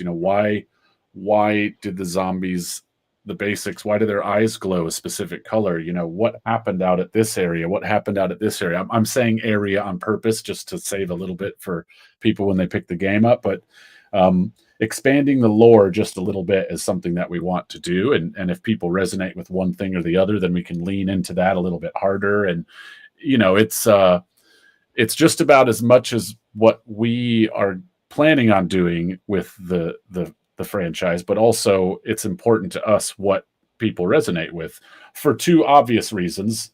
One is we like to keep the lights on in the studio, so things that people enjoy we're going to continue to do, and two, just it's for the people that engage, we want to reward that as well. So it's really important to constantly listen to community feedback, and that's not just like, hey, we found this bug or I'd like this feature, but if they're like, I really want to know more about this particular track of the story, it's not difficult for us to make a little lore pickup and hide it around the cabin somewhere that somebody can go find and pick that up. So it's going to be a fun one to tell. One more shout out I have to give about the overall style and of the game is we have got a kick-ass sound designer on this game as well, and the music that kicks in during the fight and the sort of just the full suite of music that he's created has a very sort of 90s electro retro vibe. I'm not going to mention particular other popular culture things that it might be related to Stranger Things, but some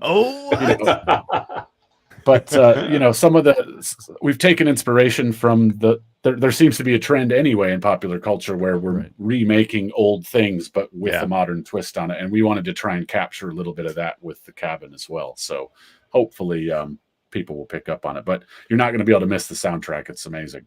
You're right, because in about 90% of video games, that's the first thing I turn off is the in-game music, because it drives me crazy.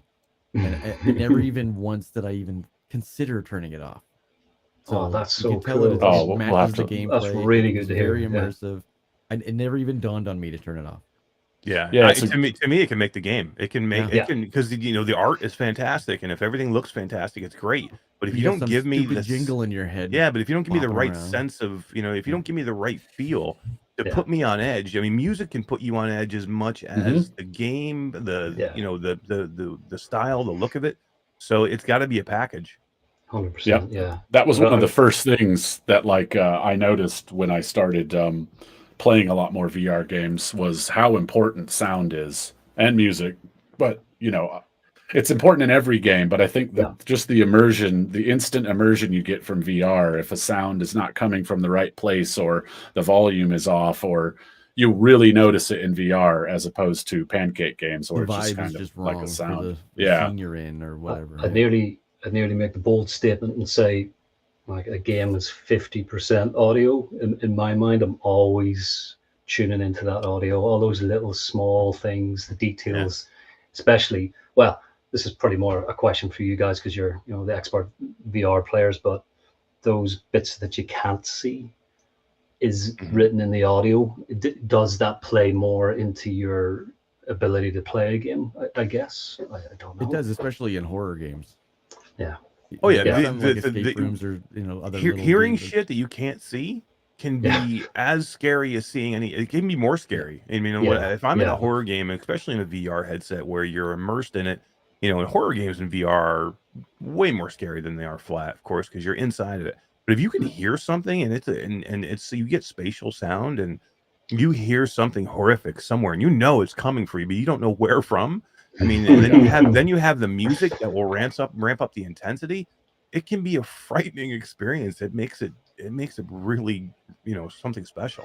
Yeah, yeah, that's why we're picking that up quite a bit. 'Cause like Jim said, this is our first sort of dive into VR space, and we're absorbing everything. But that's something that we've talked about a fair amount. Actually, is that question mark? If you can sort of put a question mark in somebody's brain as they're playing VR, that's even more powerful than what you're looking at, which is what you're saying, really.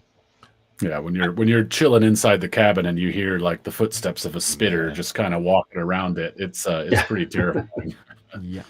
I just want to say I love the fact too that we're getting some amazing fucking talented people from flat games that are now coming into and making VR games. That's going to be for us as VR gamers. We've been looking for this for a long time to get some of the talented people. I mean, there's always been talented people making VR games, but when you can get more and quality people making VR games, our experiences are going to be way, way better. And I can't wait. There's definitely a draw. You can feel it, across the industry. And I think maybe people were waiting for like, how do I approach this? Because it's still, that young industry, I suppose. But now it's feeling like, ooh. And I think horror games done a lot to open up that door. Just watching people's responses, playing games, freaking the fuck out. There's something really appealing about being able to do that, Yeah. Hell yeah. Let's talk about the game a little bit. I don't know how much we can say about the game right now, but me and Todd have played some early versions. I actually did get a chance to play the demo early on and we went to Gamescom, which was which was great. It was a lot of fun. I had it's difficult when you're in the middle of a stark little booth and you're trying to do the demo, but it was more terrifying when I was home doing the newest build that we got a chance to take a look at. But let's talk about the mechanics a little bit for anybody who doesn't know, or what you can talk about the mechanics. Game very much seems to me, you'll like this, Todd, because I know you'll say the same thing. It seems like it lends some stuff to like Call of Duty Zombies. It's a little Left 4 Dead. It's a little Dual Strike. It seems to have a little bit of everything in it. What can you guys tell us a little bit about gameplay right now for our people listening? Yeah, I mean, you kind of start out in the same spot every time. You're a lost and confused hiker. You have no idea why you're here. You just know that you are here. And if you die, you wake up in the same spot again. So it's like a very creepy version of Groundhog Day in that regard. So you kind of start in the main room. You got no guns. You need to find some weapons. So the first thing you do is you start searching the cabin, and we've got a randomization element to all of this. So we call it a roguelite element. So things won't always be in the same place. So there's a bit of a time period where you've got to hurry up and start finding your gear. Make sure you've got a gun. Go into the computer room, and that's kind of the main hub where people will see everything. You hear this weird voice talking to you, and it's a pilot who says, "I'm getting some kind of distress signal. I can try and be there. I'm going to need some time. Keep that signal active and running." So that leads into one of the main mechanics of the game. I'll talk about the non-shooty stuff first, and then we can get into the shooty stuff. So you've got to find this fuel to power a generator to keep this beacon running. It was like an emergency beacon that apparently Dr. Monday had installed for reasons that just still happens to be active. Thank God, because it's the only way you're going to get out of this crazy freaking forest. So in between increasingly difficult waves of enemies, you've got to manage your ammo. You've got to manage your health. If you run out of ammo, you can grab a cup or a plate and smash it on a zombie's head. There's stuff everywhere that you can use. So you find some fuel. Very shortly, you run out of fuel in the area you're in. You need to go a little bit further away from the cabin. So you start to go out to one of these different areas that we have, and these will also be randomized per playthrough. So you never really know which area you're going to get to. So you kind of have to make up your strategy, what you want to save during the game. So it's not like you can plan out the ultimate round to get the best leaderboard time. There's a chance element to it. You run out there, do a bit of an objective, you get a reward of a sweet weapon and some more fuel, come back, try and survive, and then make your way to the extraction point. That's kind of the general loop of the game. On top of that, he didn't mention that it's so freaking hectic in the middle of all this. You're ready to fucking shit your pants around every turn. You just got to shoot a couple zombies here and there, you know, Oh my God. while you're casually running through the forest. Gareth, he made that sound so easy. Yeah, just take a nice little jaunt in the forest. I mean, there is shit coming from everywhere, man. It's one of the scariest, most hectic things I've ever played. I found a shotgun at one point with, and which I thought was a whole bunch of ammo, and I thought, that's it. And now I can go exploring. I got 3 rounds. I didn't know 3 rounds. That's it. Yeah. I don't know what am I gonna do? I'm running around like crazy. Yeah, Jim's mean. Jim's mean that way. But Jim's also an expert. Obviously, he's headshotting everywhere. I'm a bag of shit. I can't do that. I'm just like, what you do? I don't know what's happening. Yeah. You got you almost have to headshot too, right? I mean, like especially with some of the tougher zombies, if you want to like save your ammo and headshots are the way here. Headshots give you a bit more score, give you a bit more XP, and we've got a full meta system that's in the game as well. So you'll level up your guns, you'll get new player perks as you kind of go. So after you've put 10 hours into the game, you'll have a much better shot of completing the game than you did when you started out at 0. Plus, you will have learned some of the strategies, where things might be. So it's, you're going to start as a very helpless small baby in the woods, and by the end we hope that you're just some kind of gunslinging master wizard of the forest. That's kind of the goal, really, is to make you feel like it's hopeless, there's no way I'm ever going to beat this game, and then eventually you will persevere, you will get better, you will complete the experience, and you will not be able to wait to get back in. That's the goal anyway. That's what we're trying to do here. So it is fucking hard and it is fucking scary. Hell yeah.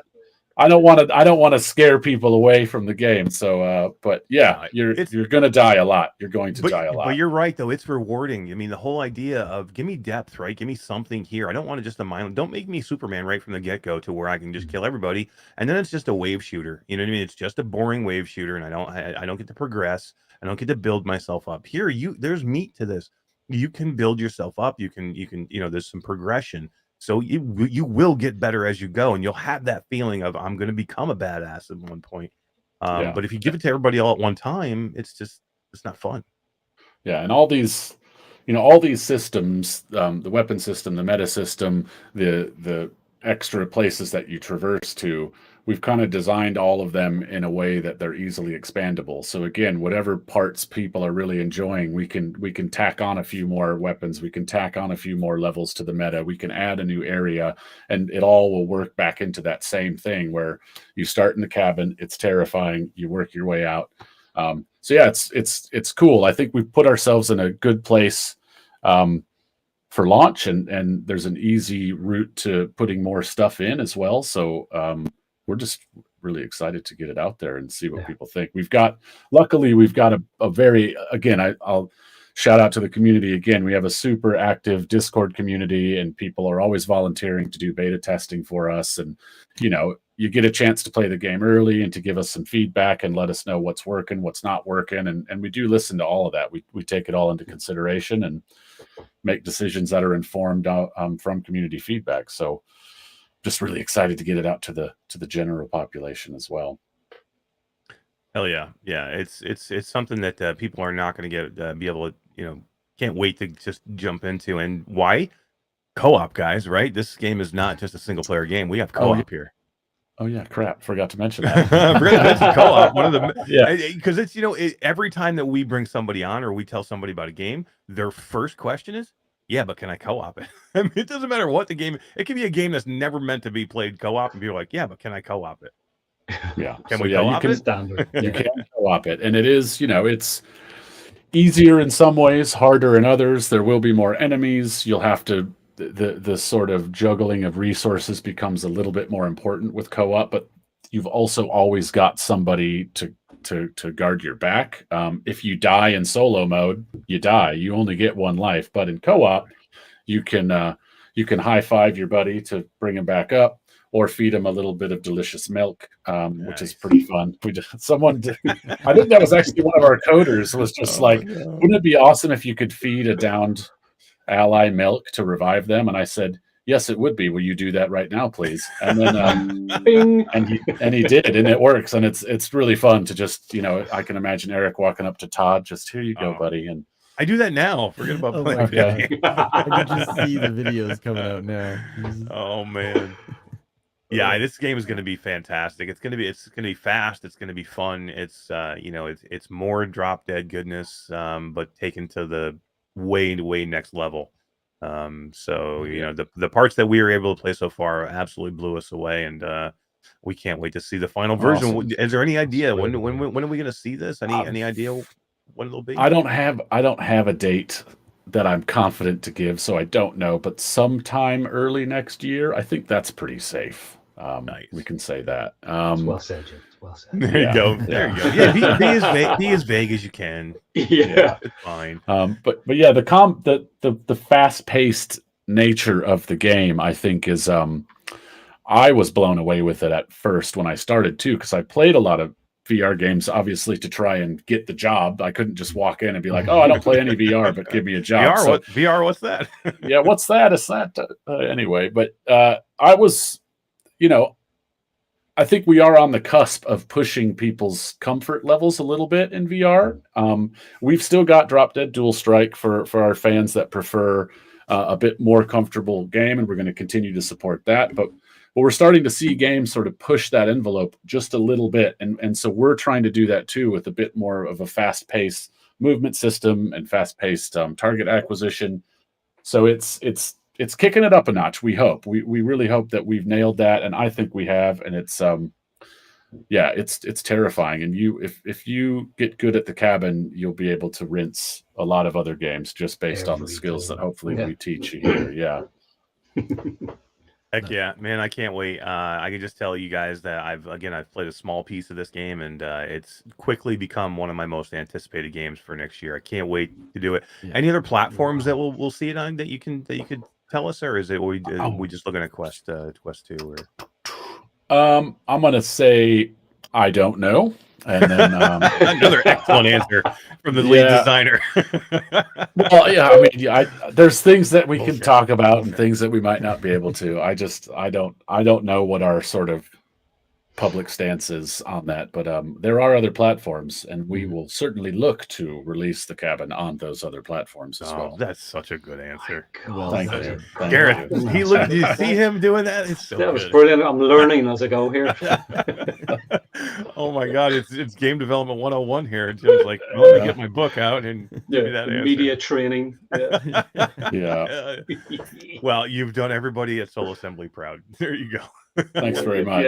Thanks very much. Well, we'll have to get a game in, though. I think I'll find out when we can get you an updated build, or I'm sure we can at least put something in the can to release either in a future or soonish or whatever. Just talk to Joe, and we should get some doubles going on, or like a round robin where we all can kind of swap teammates and stuff. That'd be super fun. Take you guys through, show you some tricks. That would be fantastic. Awesome. We love doing this stuff, and that would make for a great video on launch. I think we would have a lot of fun in there. We could record it, and we could when that game launches, we could pop it out there for people to watch and laugh at us. It would be fantastic.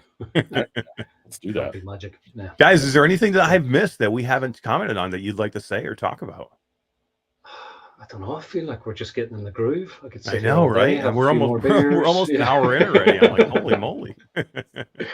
No, I think just if people do want to get some more info, I think probably the best way would be to get the Discord, which we will provide you. It's probably on that website. I can't confirm nor deny. It is. Todd has informed me that it is definitely on that website.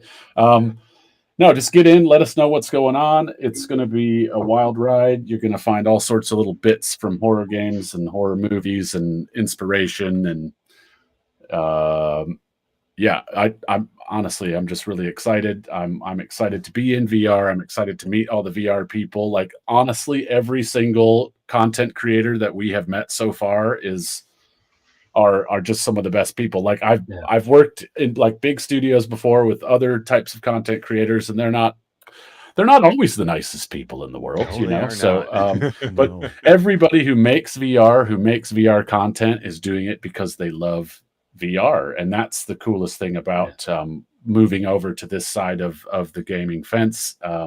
That the community just loves to be involved, and they love the medium, and I love being a part of the medium now, and I'm looking forward to showing y'all what we've been working on.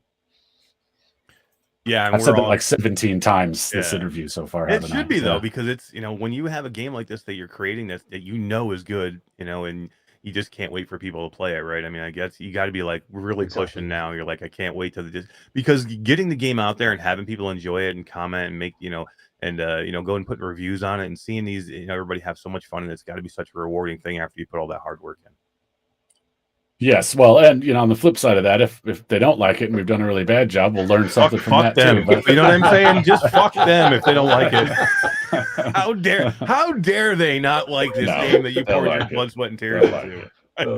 it. It's a good game. Yeah, they're gonna No, like it. I don't think you guys are gonna have any issues. Like I said, we're playing an extremely early build, and it's absolutely amazing already, and I can't wait to see more. And thank you guys for coming in. Thank you guys Thank for you. hanging out with us on a Friday afternoon Yeah. when you're probably ready to Yeah, kick off. pleasure. And, Our pleasure. and go have a good No, weekend. it's been great. So. I want to do this every week.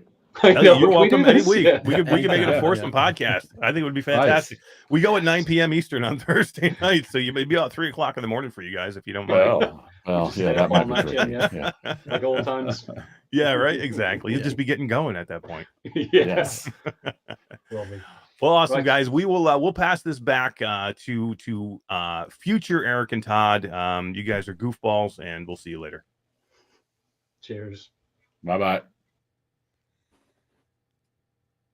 Ta-da! Holy moly! Oh, Oh my god, that Oh, was yeah, such but a good echo. interview. Hi Dee, how are You you? What's Turn- up? God, turn my echo off. Yeah, Oh. turn that echo off, man. Sorry, my bad. I get so excited Yeah, after the show you interviews, I running forget to here. push the button. What's up, D? Holy moly, that was a freaking really good interview, man. I know, guys. I know it was long. Me and Todd and D, even D, were like, we got like into it. I'm like, wow, this is just really long. D, it's now Friday for me, guys. I mean, for me and D, it's Friday. I for a just lot of got people off in chat. work.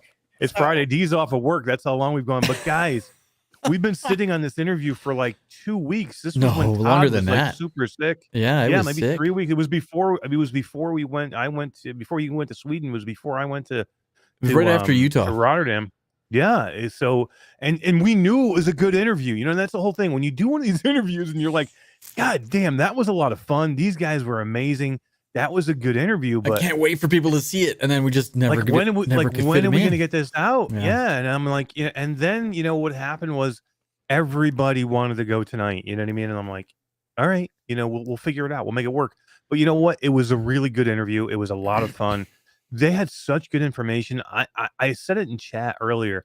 I'm really, really starting to love this team and what they do and all the games they do, man. They're super talented people, and as you can see, down to earth, fun, funny, great beards. I mean, Yeah, how right? can you not love these guys? That was Like so all much these fun. interviews, I've been sitting back here working, waiting for the system, doing my training and stuff like that. And these interviews have been great.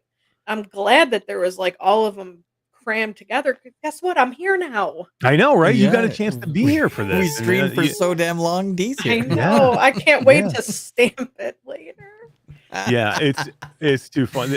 You know what we're gonna do is I wasn't gonna air these separately because I was like, our interview video, when we air these videos separately, they don't always do as good as I would like, and I'm like, there's no sense of putting it out there if nobody's watching. But these were so good, Do it. and this is I'm such a doing it. packed show that I want people to see these that don't want to sit through the entire 3-hour show that we're going to be doing here. So we will cut.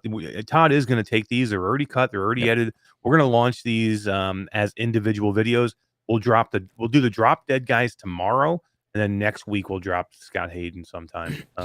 So you can, if you want to come back and see those again. There was a lot of body hair being talked about during the chat. God, I don't know girls in exactly. chat. I Jesus. don't know exactly how much people were watching the interview at that point because there was a lot of like Weird at some point conversations somebody was discussing knuckle hair. Yeah, knuckle hair. That threw me off right there. Knuckle hair. We have a kick-ass community, man. I gotta say, and our patrons have grown by 2 since we started this interview. Let me say welcome to Ashes to Ashes to Oh. our Patreon, and to who else was it? I can't remember now. Arabelle72. Arabelle72. Thank you, Todd. Arabella Arabella72. Thank you, and welcome to our Patreon. Can't wait to see you guys. Can't wait to see you come hang out with us on Tuesdays and get more goodness with Todd and D, and I'll be there once in a while. No, I'm there every week. I promise. All right, guys. It's late. I do want to wrap this up. I want to give away a couple of these things. D, how's your week going? What's going on with you, D? Just work, exhaustion. Can you not see? Yeah, I know. I can see the work under your eyes. Yeah. Oh Yeah, my no, God. Crazy. Yeah, when D can't be here, it kills her to not be here. So I when I she, love my job, but damn, dude. yeah, when she can't be here, it kills her to not be here. So excuse me. So yeah, she really had something to take care of tonight with training. How was your training? Was it good? Was it fun? It was a snooze fest. But I love my job. If you're watching, my new manager's daughter. Oh yeah, absolutely. But no, our systems were down, so I couldn't pull up any policies. So like, if chats came in, I'm like, "Hey, my name is. Thanks for contacting chat." But guess what? I can't help pull you. up your stuff. Try back in a few hours. Ta-ta. Yeah, there you go. Yeah. There you go. Bummer. But all right, guys, let's do this. Let's give away some stuff, and Yeah. let's get the heck out of here because it is getting late, and we gotta end this at some point, even though we're having such a good time. I can't believe there's still this many people sitting here watching with us. We really do appreciate it. After what are we, over 3 hours now? Yeah, we're over 3 hours. Yeah. We are. And we've actually increased in the last few minutes on people that are watching. So I think some of our European audience is waking up. I know Artful came in. Artful's like, "You guys are still here? I'm getting up to go to work." Yeah. Too funny, man. Too funny. Yeah. Welcome back, anybody, and welcome back our European friends. And good morning. And Yeah. we probably lost a few, and we've gained a few over the last 3 hours. I think so. All right, let's draw. What do you want to draw for first? Let's go with what do we got left? We got another Saints and Sinners, or we got Saints and Sinners and another Synth Riders combo. Let's do the Synth Riders combo. Let's do the Saints and Sinners last. So to give me a second to talk about Saints and Sinners. All right. Okay. So Saints and Sinners has gotten a huge update, guys. So look, Saints and Sinners launched, and they probably launched a little bit quicker than they should have. Sometimes developers get pressured into launching, even though they know that there's issues with the game. We talked about it with Hubris. We talked about it with a lot of games. So Telltale is a stand-up company. You know that they're going to take care of this game. So if you got Saints and Sinners and you are disappointed because it wasn't perfect, or if you're holding on to say, "I don't want to get it until it's better," now you're good. So Skydance had. Did I say somebody else? I said Telltale. I think You did it is say Telltale. Skydance. Yeah, sorry. Telltale is the other one. But Skydance Interactive. Thank you, Substatica. Skydance Interactive is a stand-up company. They are going to take care of it. They have put out a huge, and I mean absolutely huge patch. And they're fixing a number of issues. I mean, I can't even list everything that they've fixed. It's so freaking big. But I've said this in the past, right? Like sometimes these guys, when they commit to the Quest store, they can't change it. So if they can't get the game perfectly polished by game time, they don't have a choice. They still have to put it out and patch it later. So and this is like it's freaking Skydance. Like they're gonna patch it. It should never have been anyone's on anyone's doubt list that this wasn't going to get fixed, and it is getting fixed. It's Saints and Sinners. Come on. Yeah. And it had a few issues here and there. There was some bugs. I mean, there was some stuff where you could get stuck and you had to restart if things didn't materialize, and you got stuck in some certain spots. But it's getting better, and they patched it. They're going to continue to patch it. It's going to get way better. It's still an amazing game. The story is brilliant. The new gameplay is great. I absolutely love it. So it's still one of the best games out there. that we've seen this year. It's way better than any cookie. This game Broken is better than half of the games that we've been reviewing lately for the Quest 2. This game Broken is better than almost every game that they announced in the showcase the other day. So, the upload showcase, not the resolution showcase. Yes, not the resolution of the upload. Let's lay off Saints and Sinners a little bit, guys. I mean, it has a few issues. It's nowhere near as bad as everybody's making it out to be. But because it's Skydance, we hold them to a high level, and they know it, guys. Trust me, I'm talking with them all the time. They know they had issues, so they're like, we know we had issues. And we know we put it out there and rushed it, but we're fixing it. And guess what? It's only been a week, right? And guess what? It's fixed. Yeah. This is a huge patch, guys. I mean, literally, I'm trying to find the list. They sent me a list of the patch notes. I'm going to spin for Synth Riders while you're looking for that. Yeah, do that, and I'll take a look. We're doing that. Ashes says rant 5,879.2. Yeah. That is not a rant, man. That's not. I'm going to buy my Bruno Mars pack while we're doing this. Oh, you're going to get it? Yeah, I love Bruno Mars, man. Nice. How much is the pack going for? I don't even know. I don't know. We're going to find out right now. Nice. Look at that. All right, here in we real go. Time. Saints and Sinners. No, this is for Synth D, Riders D, and the DLC. Are you gonna buy it, D? Did you buy it already? No. Don't buy it. I have a key for you. Yeah, don't buy it. I got a key for you. Yeah. Define Tech just won a key to Synth Riders and the DLC. Yes, congratulations, Nice. Define Tech. Heck yeah. Awesome. That's it. It's so good. I don't really know Bruno Mars. I know a couple of songs from Bruno Mars, but how many songs is this in this pack? Do we even know? 6, like I think. Songs? Oh, does it sweet. have a? I want to play it tonight. They're not it has all an Bruno Mars experience either. too, There's right? only 3 Bruno songs. It's not just a Bruno Mars No. pack. It's a Oh, groovin, man. what they call a groovin pack or something. But I guess all the songs are really good. And I think there's an experience in there, right? It was one of those experiences that they do. I think they always drop them with experiences. Those experiences are so cool. Like that Lindsey Sterling one, freaking phenomenal. I love it. Love it. Yeah. I don't know who that is. Yeah, I don't know who that is either. Lindsey Sterling? Is she a She's singer? violinist. Oh, okay. It's seriously, buy the pack if you don't have it. I will refund you the money personally if you don't like it. It's just amazing music in that kind of a game. It's great. Yeah. All right. Let me look at some of these patch notes, guys. I just want to go over this real quick. All right. These are visual improvements. Corrected the night mode visuals. Invisible walkers are now visible. Replaced low texture props with higher texture props. Upgraded some character models to high resolution. Addressed numerous popping and flicking visual issues. Adjusted the fog density in Bourbon Street. Added blood to the environment, which was missing after key scenes. Several visible seams and environment removes. Semi-invisible grenades are now fixed.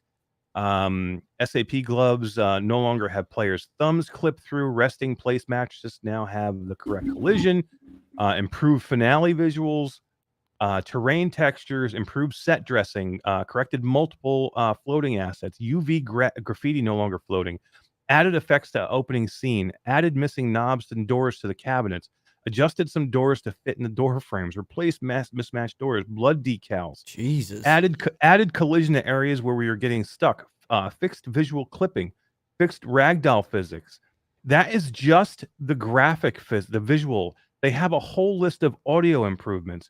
They have a list of just the chainsaw severing improvements. So if you're using the chainsaw and you're cutting zombies, severing. yeah, they have a whole list of just human character improvements. They have a list of interaction improvements. So you're interacting with like different places and different things. They have a whole list of just interacting. They have game balancing fixes. There's probably about 10 things in the game balancing that's better. Loot spawn balancing.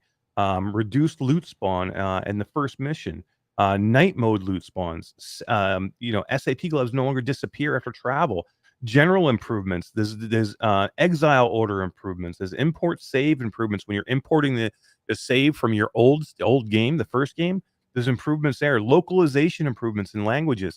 Guys, this list is huge. I've never seen, like, I don't know what the patch size was for this. because I haven't actually been in there yet since the patch, and I'm going to go in and I'm probably going to do some recording of it because I have recordings, and I did only a quest recording. I have like 2 hours of footage, but it wasn't great, and it was not showing the game in the best light, so I kind of held it. Right. The patch was 11 go- gigs. Holy shit! I thought the whole thing was 11.7 11 gigs. gigabytes. Holy shit, Crap. guys. This is huge, crazy. man. 11 gigs is bigger than most games, and this is a patch, dude. Holy crap, Wow. man. The full big game patch. was 15, and the patch is 11. This game is if this game is not completely fixed, it's darn going to be darn close, and trust me, they are going to work on it until it is. Yeah. And this is like what, 2 weeks after release? When did this release? 2 weeks ago? Or last week? Was it last week? I or think it's 2 only a weeks ago? week. Yeah. Damn, man. Come on. Come on, I mean, man. come on, man. Come on, man. Look, I'm the first one to kill a game if they put a game out there and it's You just shit on garbage me? and yeah, you know me.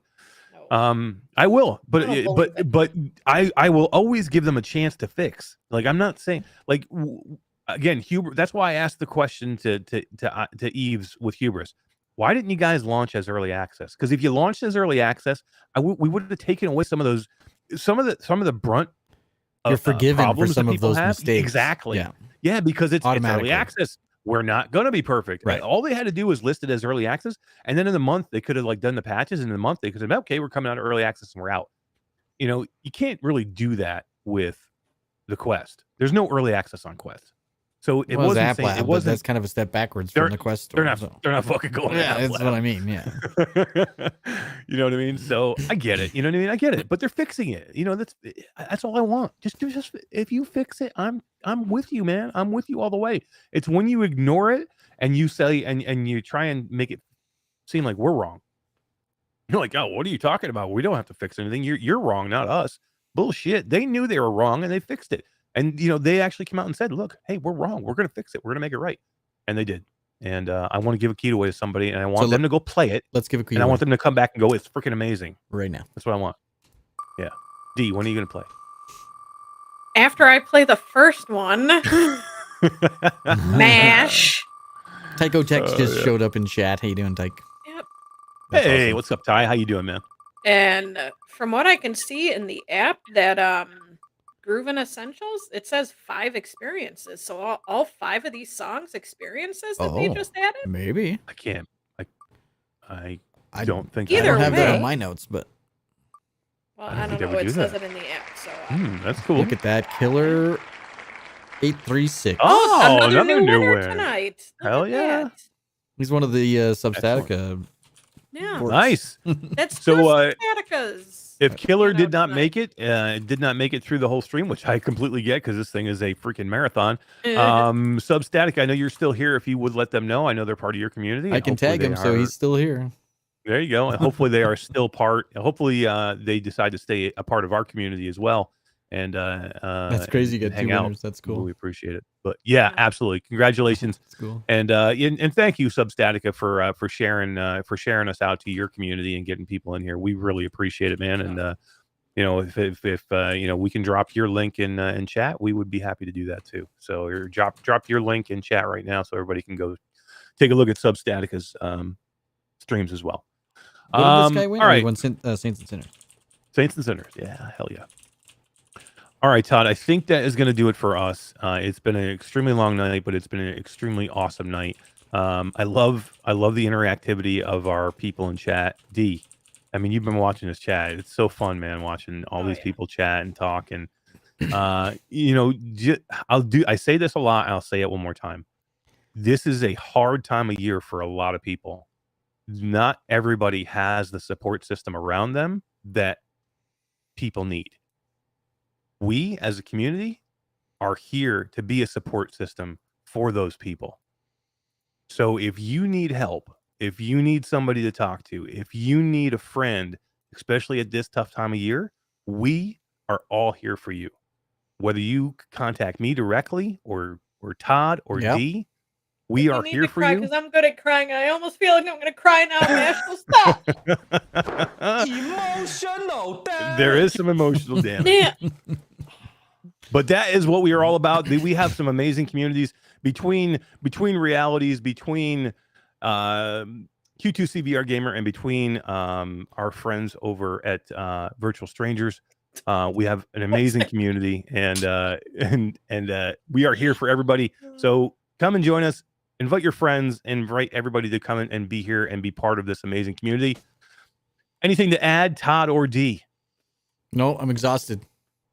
It's been a Exhausted. long Let's go run, to but a bed, great guys. show. I just got off work. What are we playing? Yeah, D's ready to go. I think this some after. I heard some after the fall was being talked about. There was a lot of people, a lot of chatter in chat about After the Fall. It's 12:30. I'm gonna go eat dinner.